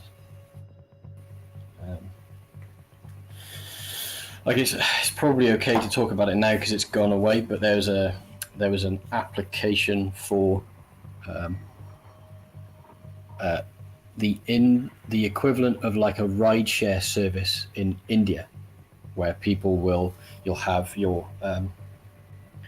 one driver, and then they will pick up 3 or 4 people along a route that they're all sharing this ride of. And this company had back-ended on 1 or 2 IP addresses, and through just looking at those hosts, you would get all of the information about all of the drivers, and it would be the people's account details, and it would include their WhatsApp details because it plugged into WhatsApp as well. So you look at 2 IP addresses, and within, a day, you've got 30 to 40,000 users, and I mean their live GPS records for their entire trips. So you could make this huge map over all of India just because this one thing didn't have authentication on the top of it. So if it's not home stuff, it's a company doing that kind of thing where just because it's easier, they make the assumption that lots of devices cannot handle things like authentication, so they just leave it open. But yeah, some of the things you find out there, like that have, people have linked their social media to an application that's also linked to their Wi-Fi credentials that has their address in there, and open their garage doors and all this kind of stuff, and they have no idea that it's open. You have to try to let them know via the company, so that the company will say, hey, if you're using this app, check your settings here, because the world can sort of track you if you're not careful. It's a very delicate game because sometimes they're thankful and sometimes they want to sue you. So baby steps. Yeah, I think even outside of that kind of premise, like especially if you think less of kind of build your own, hack your own internet or smart home system, and instead look at like more consumer-oriented ready-made stuff. I think that's where just about everything will come with, like, even the actually useful devices and software. It always comes with a convenient mobile app and convenient option of you can also access your stuff from the internet, and it always goes through the company servers and everything else. So I would assume people kind of realize it's going to be connected to the internet at that point, but it exactly tells you it's going to be. But the target audience for that kind of devices probably won't understand the risks of opening all of those things to Philips or whatever company is behind your tools. You'd hope so, right? I mean, I just completely separately, I tried to buy like a color changing light bulb, Yeah. just as a thing to have and play around with. But yeah, you couldn't do anything without an app. Yeah. And I guarantee there'll be people buying this as a cool thing to have, and using the app and having not really addressing the idea that there's that data link there. It wasn't Bluetooth. It was there was one Bluetooth component, but then the app itself needed Wi-Fi for some other purpose, which I didn't get to the bottom of. Yeah. It shouldn't have to use that Wi-Fi link if it's just using that light bulb, but it was there, so there is some connectivity outbound. Yeah, that's interesting. I'm using the Hue lights myself, and it definitely actually needs the app because you have to control it with something, and it needs Wi-Fi so your phone can connect to it. But that's actually not too bad because that's by default it's only allowing any connection from your local networks. It's basically like blocking any public IP, and it doesn't actually have any internet connectivity. Even the app only works if you're in the same local network with the devices. So that's the good part. The bad part is as soon as you open the app, open any of the web pages even for anything, the first thing they got to advertise to you is the optional feature that lets you also control things from their website through the internet from anywhere. And that's the big marketed feature for it, like how you can control your lights no matter where you are, and like toggle lights on and off when you're on your holiday and on the other side of the planet. And because it's kind of heavily marketed and doesn't come with any actual warnings about what it really means, when you click that nice option they tell you to click, and suddenly all of your smart lights actually are connected to the internet.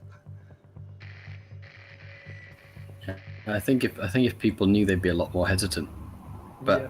there just isn't that information out there. So I've managed to get onto the right place on the Steamworks developer forums, and there's an official post by Valve. They are having trouble with mass enabling the demos. It's taking a bit longer than expected. That's all it is. So, Path, I don't know whether you can add a couple of the folks who'd asked that in the Discord, so they see you answer that. Don't mind? Yep. I can. Yeah, I guess they're listening in as far as I can see. Because it's in a private area of the developer forums. But essentially, Valve has said they're working through issues of mass enabling demos, taking a bit longer than expected. Sorry for the delay, but they are working on it, and it will hopefully be resolved soon. All of the Valve employees going to the websites one by one and clicking the enable button. Well, it's only 900 games, so I'm sure Yeah. Valve's got quite a few employees. I'm sure they can do that in not too long.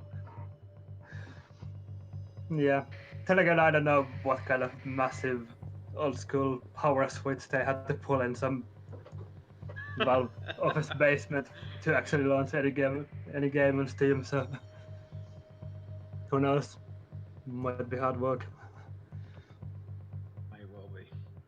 Right, I will jump back on to trying to get away from this guard then. Get rid of the...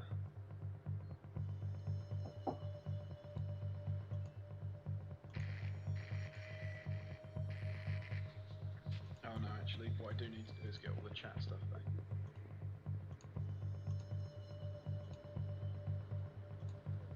There we go. So, has our Reddit page had any interaction, Pontus? Seems pretty quiet at the moment.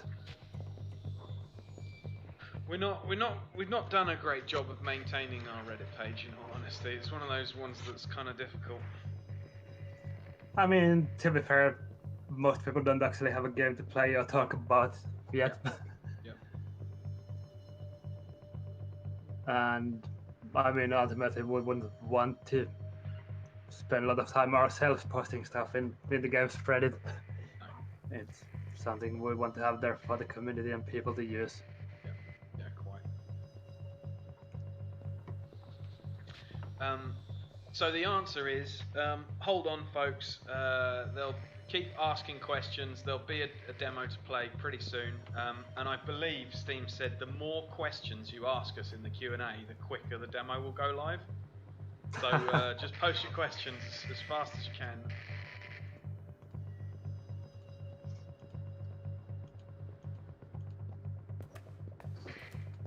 Right, he's stuck there. he's stuck there and he's looking right at the door that I'm at. I wonder if he's frozen. As in, if you open that door, what is he going to do? Well, inevitably what always happens when you think that you're safe in off-grid, which is someone tases you. So it's got to be super chill until you run past them and they're like kind of hazy over the shoulder behind their back. I wonder if there's a phone. I can maybe try hacking a phone and making it ring, and seeing whether that'll make it move. That would be my best bet. I think there might be something in there. No. That's... I know at one point I considered putting a phone in the opposite kitchen. That's looking like a pretty good level design idea right now. Should maybe make a note in task list straight away. What's that? That's That's another lamp. Well, I'll turn that off while I'm at it.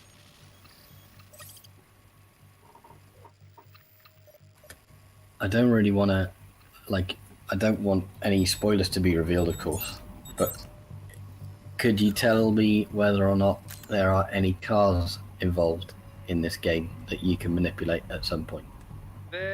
There is actually a nice little hack. Actually, this wouldn't be a spoiler anyway, because there is a talk up online from, I don't know if you remember, Path, but I went to Shah, McFly will remember, and gave a talk on how we had used Scott Helm's talk on car hacking. Looks like I've managed to just about get past without him spotting me. He is stuck in some way, shape, or form. So yeah, we actually used Scott Helm's talk on car hacking to model a real life vulnerability, whereby I think Scott Helm had discovered that there was a particular, I think it was a Nissan Leaf that had an app, and he did some SSL stripping of the communications between the app and server, and worked out that it was just passing long JSON strings, and that there were various bits of data that he could just drop. He just started basically dropping fields to see what was needed for auth. It got to the point where he actually only needed to submit the VIN number, nothing else. And then if you submitted the VIN number for the car, which legally has to be displayed in the windscreen, which means it can be collected from anywhere, and on top of that, it can be incremented because it's usually a production line number. So basically, if you got, you know, a Nissan Leaf VIN, which is a vehicle identification number, you could send that in this JSON packet, and it would. I wonder whether all the guards have just You're not supposed to stopped. Anyway, I'll finish the story and then we'll look at what the guards are doing. You send this JSON packet with the VIN number, and it would actually return the user ID, and then you could put those together, and it would auth you in, and that would then give you the ability to throw other commands back in, like whether the battery was being charged or discharged, whether the doors were locked, whether the lights were on or off, and a whole bunch of stuff. So we essentially modelled that as a hack in the game, and then did a little talk about how we'd modelled it. And I think we gave Scott a little kind of cameo in the device or something. I think we made it Scott's car or something. So yeah, there's a bit of car hacking. I'm gonna find you.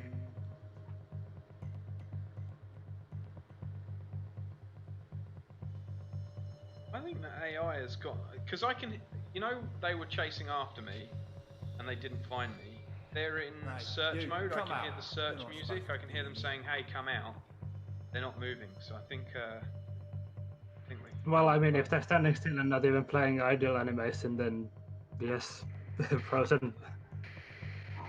So I guess let's see whether we can get past him. Somewhere. Go the long way. with him.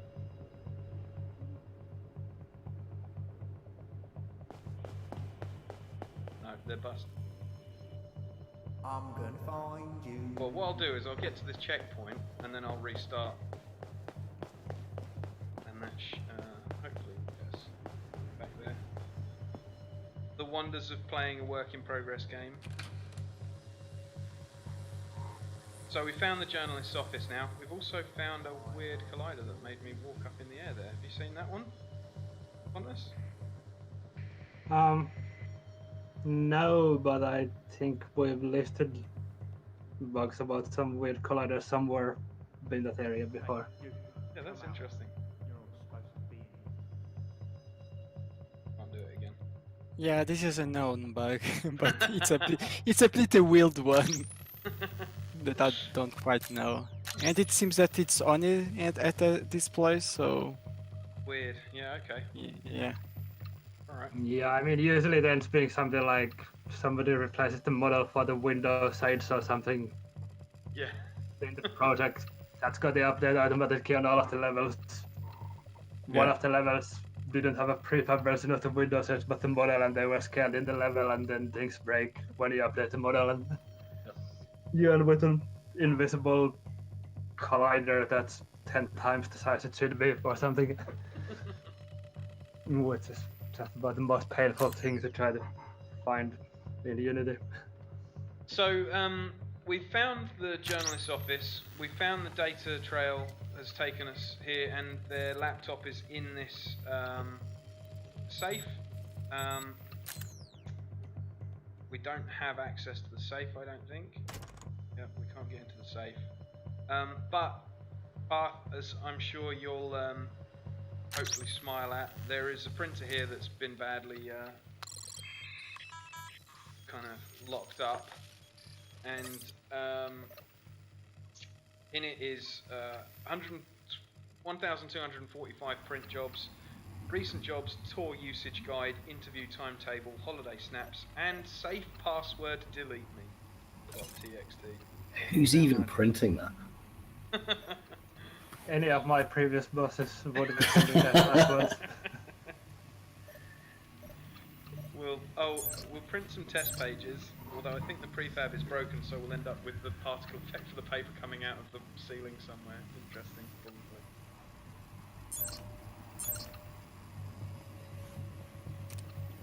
I'll see if I can send you a picture of my favourite printer escapade. If I email it to you, would you be able to get it on the machine? Yeah. Or in the Discord? How best is it to send you? Throw it in the Discord. That'd be. You're talking about something that is all right for me to publicly share. Yes. Yeah. Well, yeah, it's fine. Yes. Yes. Yeah, I'll. Right, let me find that. Look quickly for the. Oh, you shout me when it's in the Discord.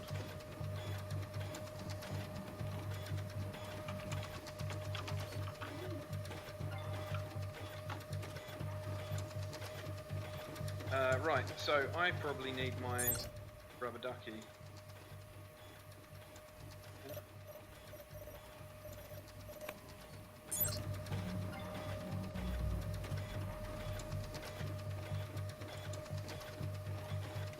Come on, let me interact.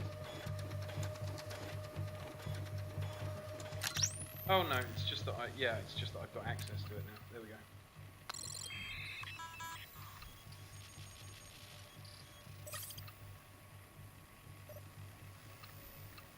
So we're onto the journalist's laptop.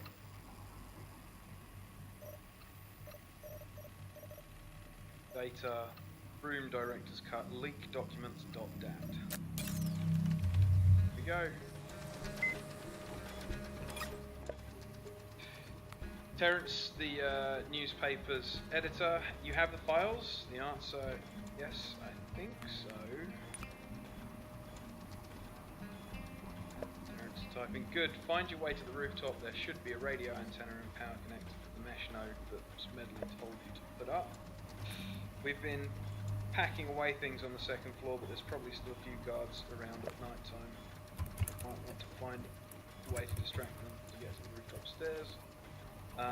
Any ideas how I can do that? Smedley says, I ran an Nmap scan of the office network. Looks like there are at least a few network devices on that floor. See if you can find something that could create a bit of noise and lure the guards out of the way, maybe? Okay, I'll see what we can do. Cool.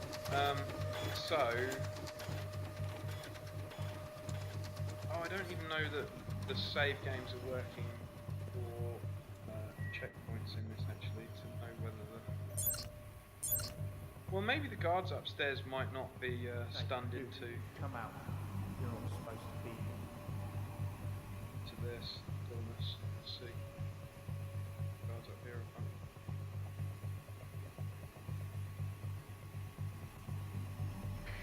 she's reading her phone. At least. Yep, she's working. So we can just continue on. It's just those two of the guards have been. Oh no! Right. Yeah, go on, tase me. What? Okay, never mind. She's gonna go and look where I was previously. I'm gonna find you. Well, that makes life a bit easier. There's only one more person to get past. These up late here shifts have really scrambled me.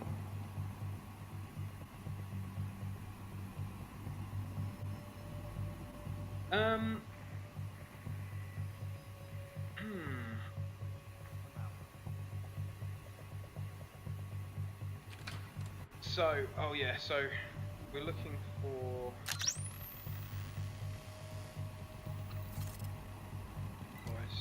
There we go.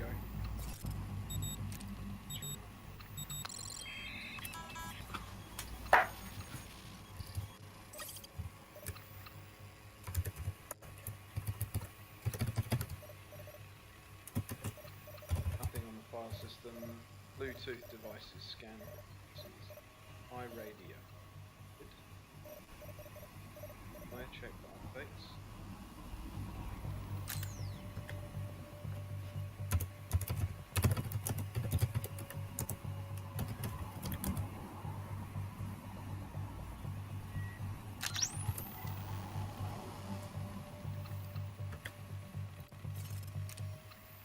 I should be able to turn this radio on now and make extraction.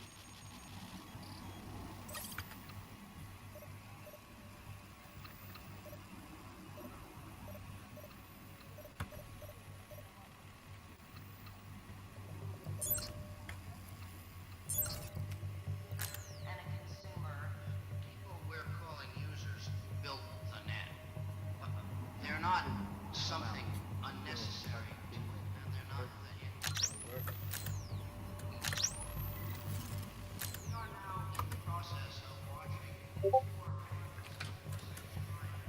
Yeah, it's I sent you a message in the Discord there. I thought I just heard a Discord bloop. Well, we're about to get to the point where we've finished the demo. I was thinking it might be a nice thing to show a little bit of the mod that McFly has been working.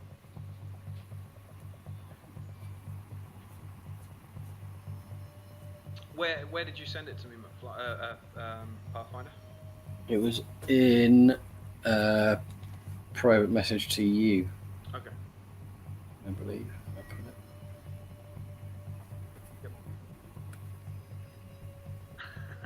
Yeah, okay. I can certainly put that on screen.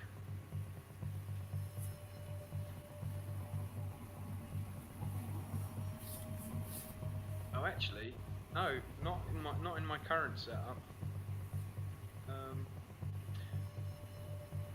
Well,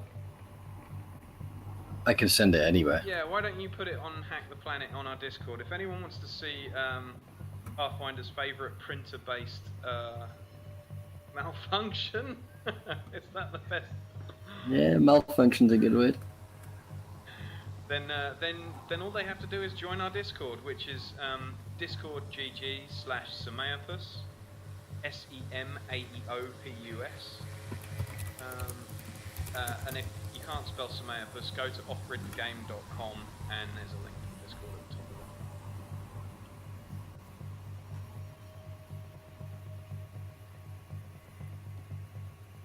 it. Do we still have a McFly?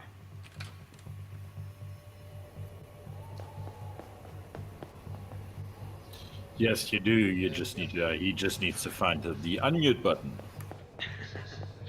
McFly, I might Telephony. open up the We're going to have anonymous Milliways mod publication to give and people a bit of an sharing, introduction and to the kind of things that content modders can owners do with are not off-grid. embarrassing. If you're up for helping describe when I do that, what it is that you've been modding. So I'll give you a heads up in a moment when we get to that. That's all right. Yeah.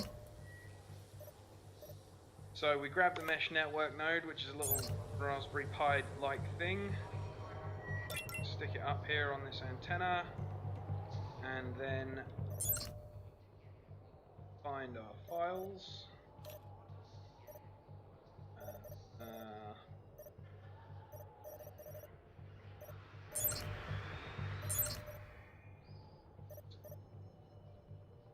Big documents. There we go. Send those to the hacker wiki.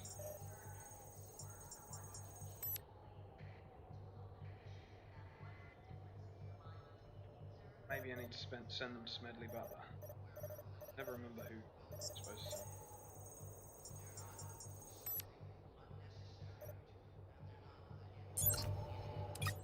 There we go. Bravo, Panda Charlie. Lakewood's work is important to the cause, but more importantly for you, his research on the government's positioning to outlaw circumvention tech should give us some clues as to your daughter's situation. How soon will we know more? Well, I'm sure there's a lot to dig through here, but we'll get right on it. In the meantime, we'll need to keep sharpening your hacking skills anyhow. Leave chat. And there we go. Thank you for playing Off-Grid the game. That's the demo for you. I will just quickly now try launching the modding tools. Hopefully then I can share with folks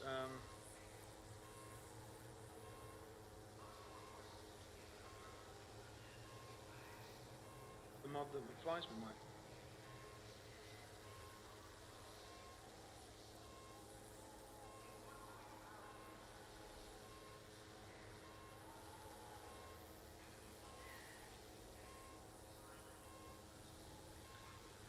So, in the comments, please feel free to ask questions about feel free to ask questions about the modding as we go, or the core game.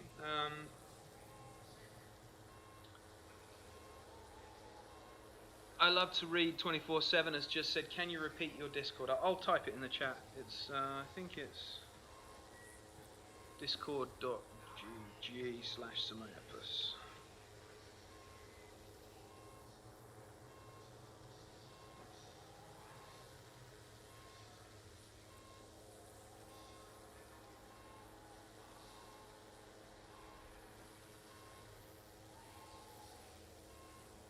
Yep, that looks like it.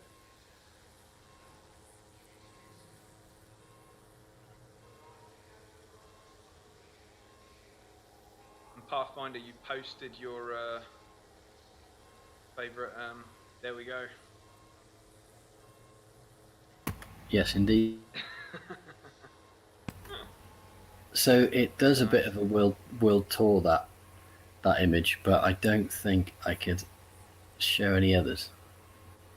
Well, there is one display that I was so happy with, which I've called the Holiday Nyan, based on a popular hotel chain who had displays that did not sanitize what you would do with them. So yeah, there was a few Holiday Nyans in a specific city for a while. Very nice. Bonus says he hopes that it plays the music while you print. Did you manage to get it playing audio? No, not on the Rykos there. Big industrial ones, but there are some that have like there are printers that have headphone outs. I don't know why, but there are some that will do that. Like I've found maybe 2 where you could actually plug headphones in, although they weren't NAND at the time, so couldn't check. Can't imagine why you'd need a headphone out in a printer. Yeah, I don't know, but it's it's some kind of PC speaker kind of thing, of course, and you can always... What about for people with visual impairment? I mean, I suppose they'd have to find the headphone jack would be the difficult thing. Yeah, that would be the bigger problem, I think. So I think the speaker would be more helpful for them. Yeah. So also, there's a limited amount of things you need to print if you can't see. Well, I guess. That's true. Do those industrial printers print Braille? But I mean, you can be printing documents for someone else. Yeah, true. I wasn't sure didn't make sense to me either, right? But then, so some electronics will have the same shaped port, which is a DC barrel jack, if you like. Like, I don't know if you ever looked at the how to get into a whole load of hotel doors, or you know, the Onity door handle ones. That has a very similar connector, and I thought it was that, but they did have little images next to them that showed headphones, so they were headphone jacks, which is bizarre. But a lot of the hotel displays and so on, you'll be happy to hear that they did have output speakers. So some lobbies have experienced Nyancat before. Yeah, if it was any kind of other kind of printer, you'd probably be able to use the models to play the music as well, but I'm not sure if that's an option for laser. You might not really have that many moving parts you could control that way.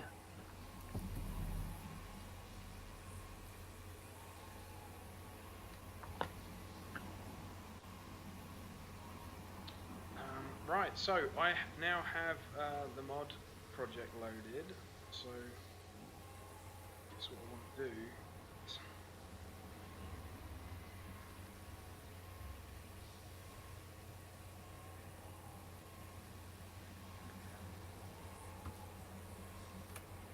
probably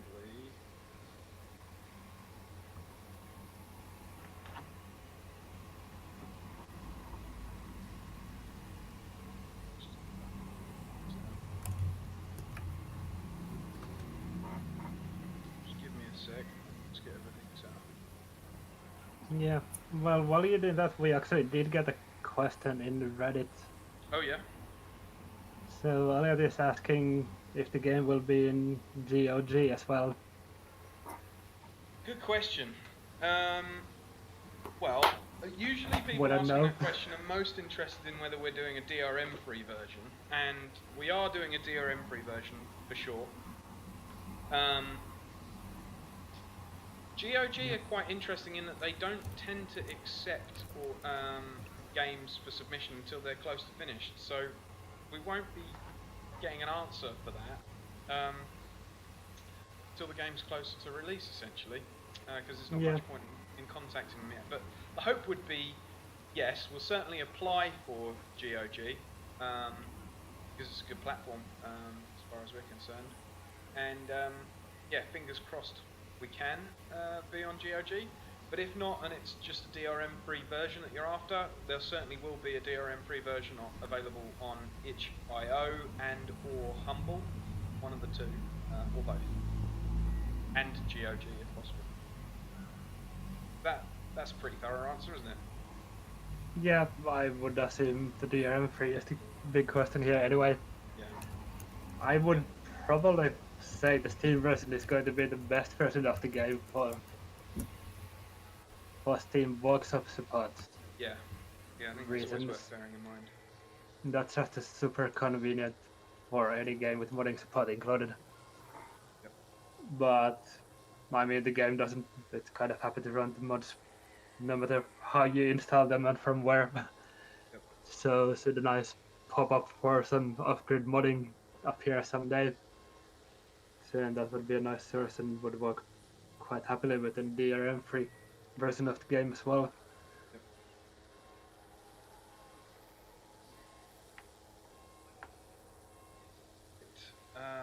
So, what I'll probably do is let's just move some stuff around.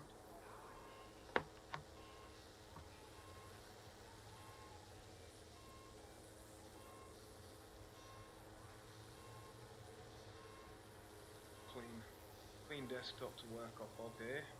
Go.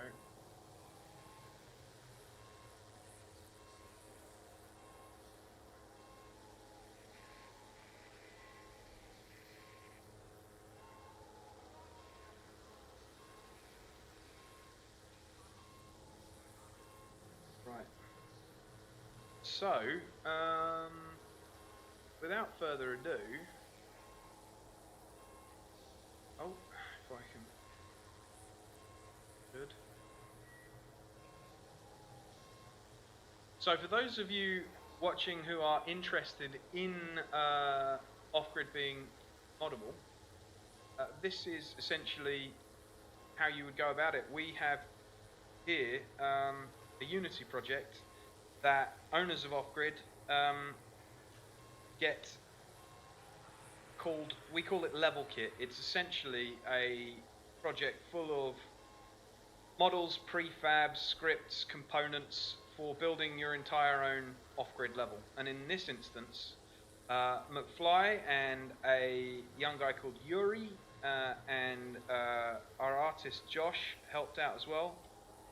They, back in August of last year, they basically started making a mock-up of the Chaos Communication Camp, which is Europe's biggest hacker festival, camping kind of hacker conference.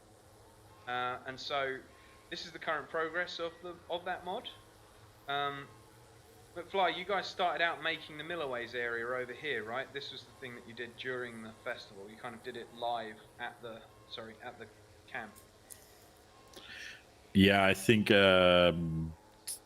starting building happened while the festival was going on, while the CCC camp was going on. And I think most of that was, like, from what we profit from that time, most is actually the documentation of it. Yep. Having a kind of a model at that time already to have a look at and realize what we need for also for documentation from the camp was probably most useful. Yep. So I guess what I'll do is I should be able to now just search for the game, and it's basically worked out that we have a copy of the game running, and I hit start, and this is basically networking locally over TCP over IP, and it should launch the mod directly in the game. And this is how you guys at home would be able to then make your own mods of off-grid. If it loads, it doesn't look like it's going to. It That's works. also going to be the reason the game might ask for access for your network if you play the demo. That's true.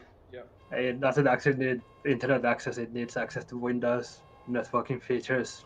Right now we just have the level kit connection enabled all the time, so it would connect with the level editing tools on the same computer.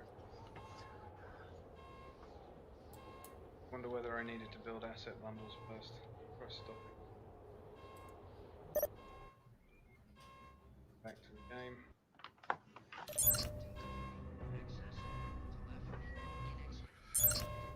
Game's not very happy. Oh, there we go. Can you guys see that at home? Yep. Awesome.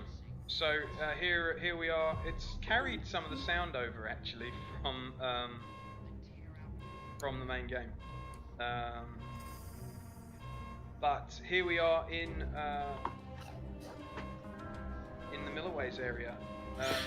Here's what McFly and I were working on with Mitch, the hardware hacking area, the hardware hacking bus from last week. Yeah, this is one bus in non-colored and one bus in already colored. Yep.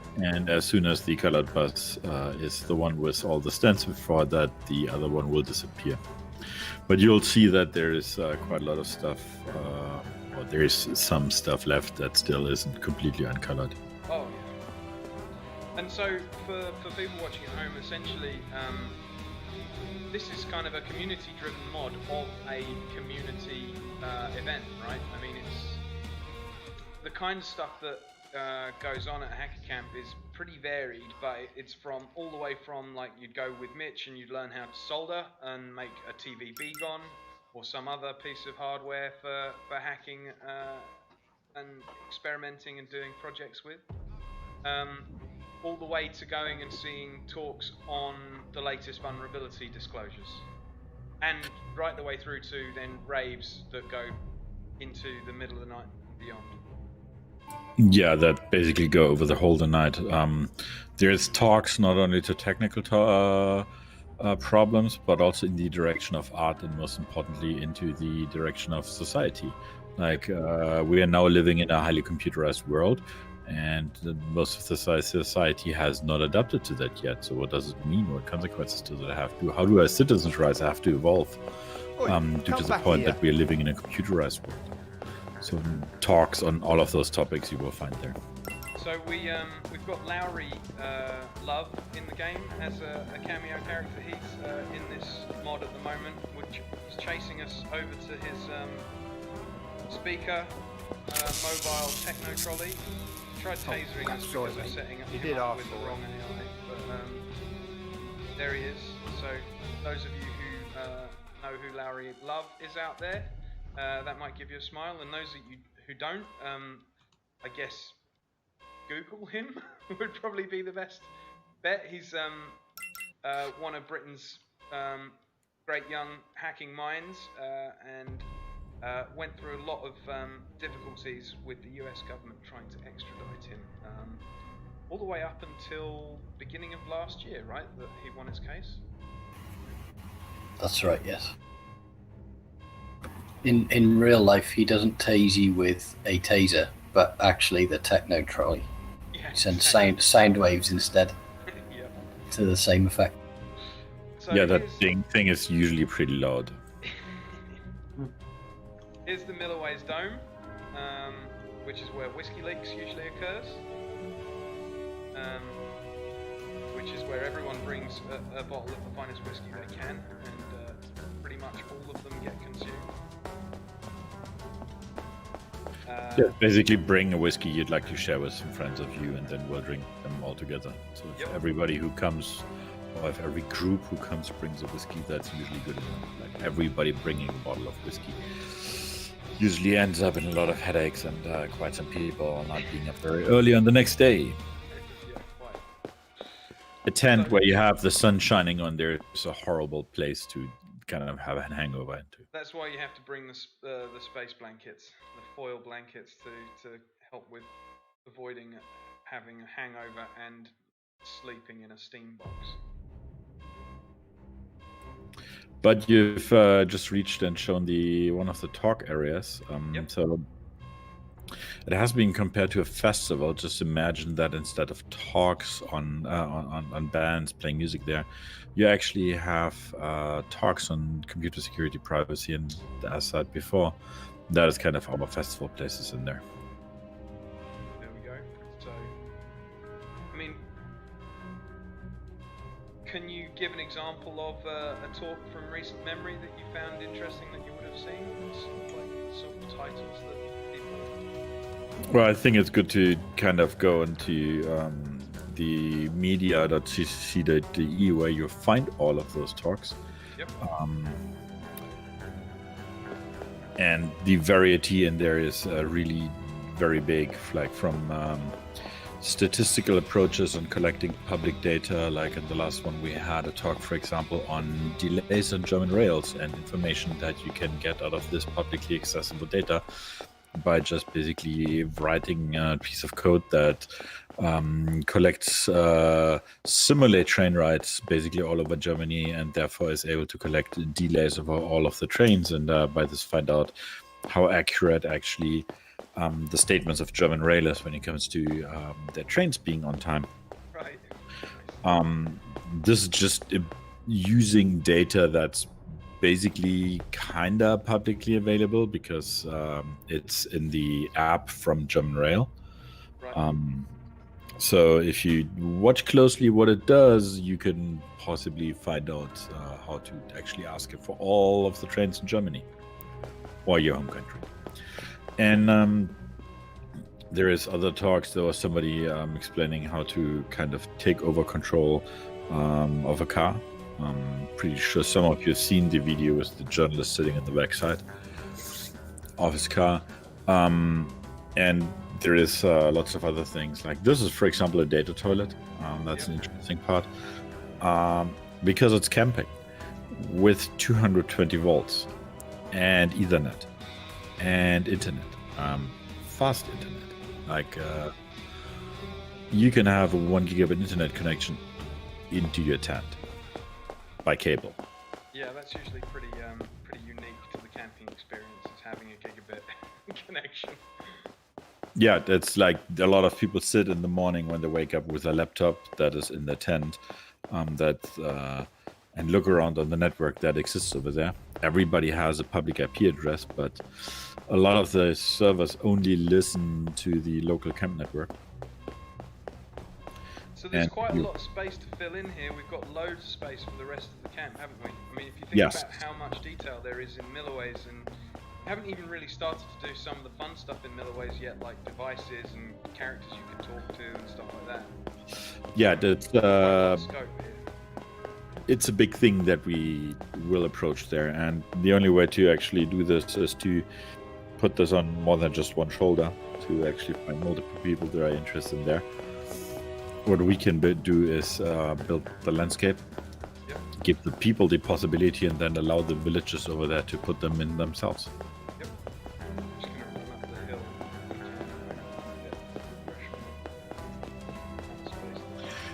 Actually, pretty nice view from the hill, I have to say.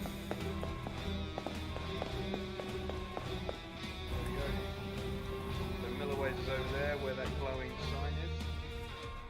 Then that's Sea Base. Yep. Then Garafel over there. Graffle is a bit difficult to see from this position because they're in a combination of behind a tree and behind the house. Yeah, yep. And then, yeah, loads of space for the rest of it. We've got the famous CCC rocket there. I think that was the area was Chaos West, where we still have to find some people there and some time with them to actually build the area. So the idea is that all of this also gets filled by the talks, by other areas, by by the other villages, the other small tents. It would be nice if we find a possibility to get on the tower. Oh yeah, That's it'd be nice to actually be able to climb up that. Yeah, Yeah. I'm sure we can. because that's actually something that happens very often on the camp, that you go up there and have a look from up there. Those stairs are a bit too steep for the off-grid character controller, so we'll have to find a way of making a version with less steep stairs, I think. But I'm sure we can come up with something to build up the top.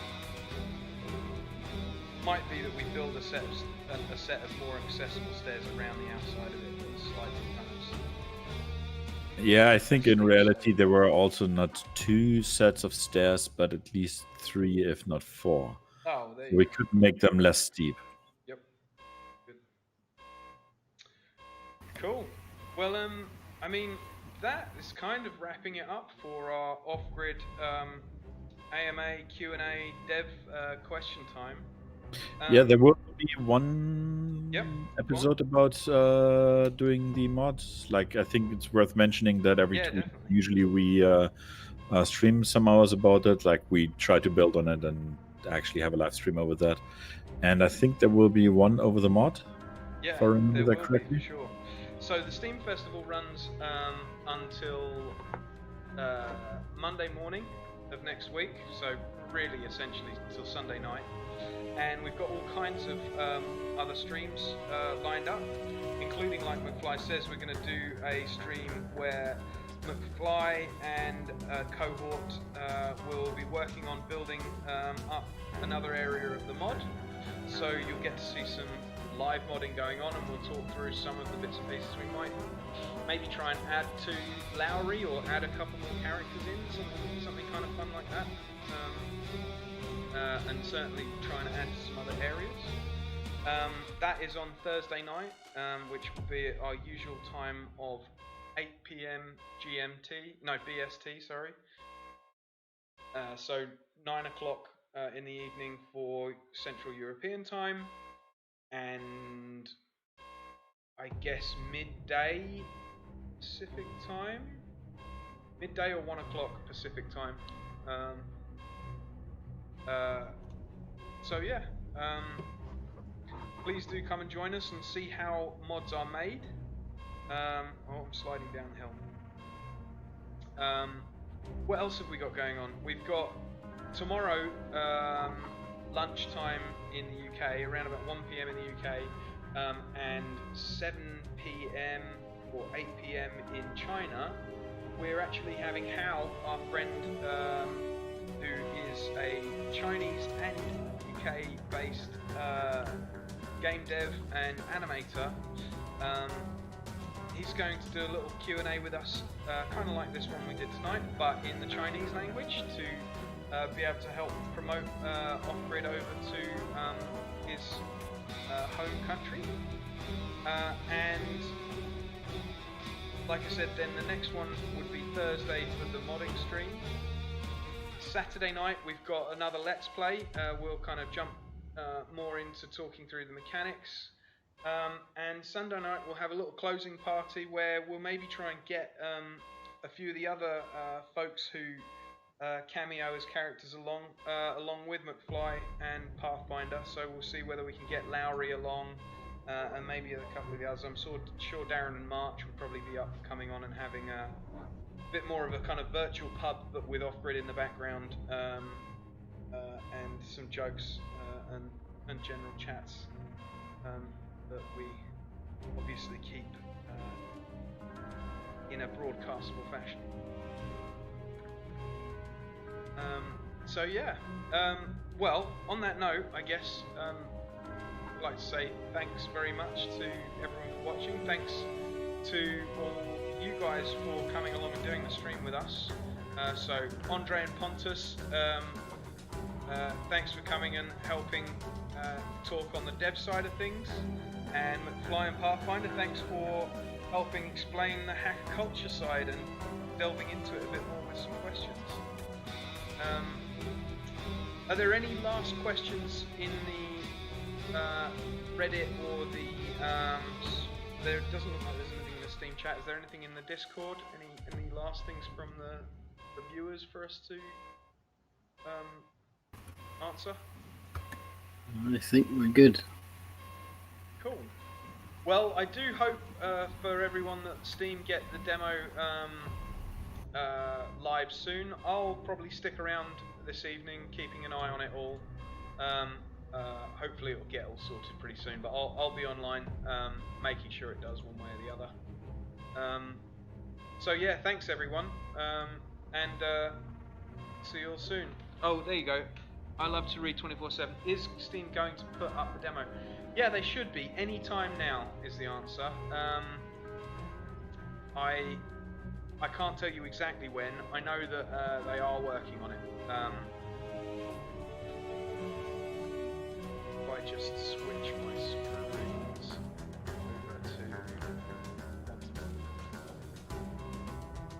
means I won't be necessarily sharing anything that I shouldn't. I'll just go and check the development quickly.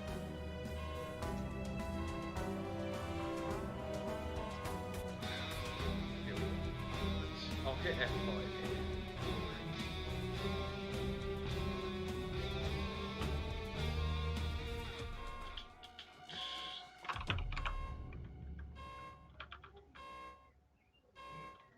Yeah, no, it just says they're still working on it, I'm afraid. Basically, keep checking back. I assume most of the demos that you're interested in playing will start being rolled out as playable over the next few hours.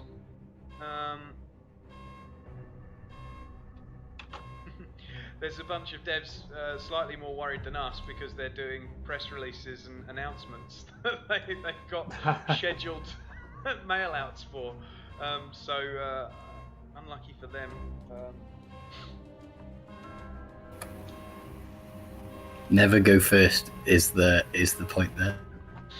Yeah, well, we wanted to go first so that we got some visibility for the stream, and I think that worked quite well. You know, like on the Steam chat, it looked like at one point we had around about 50 current viewers, and we've regularly had kind of between 30 and 40, so that's pretty good, at least. But it's definitely a disappointment to people that they don't get to play the game straight away.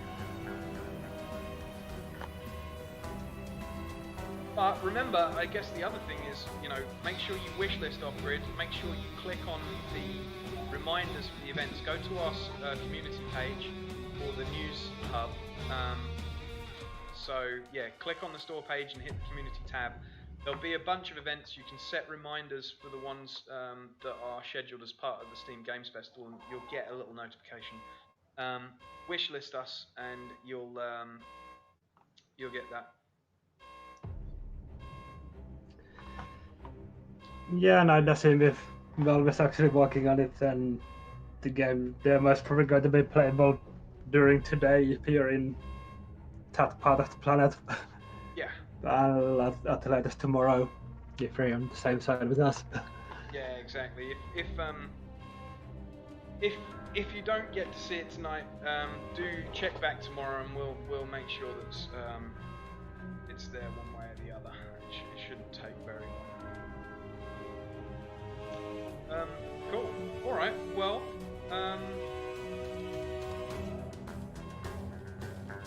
I guess thanks very much to everyone. Make sure you jump into the Discord and say hello, and keep trekking along with us on this journey. And speak to you all soon. Thanks again to you five for coming and helping run the stream.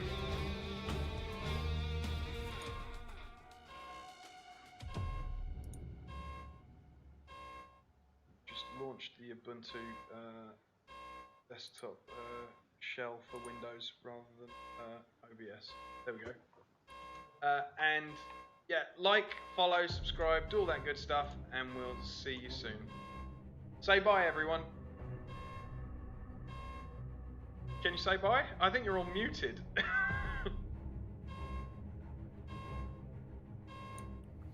Bye. We'll just take Andre's. Bye. Bye. Bye. Bye. Take it easy.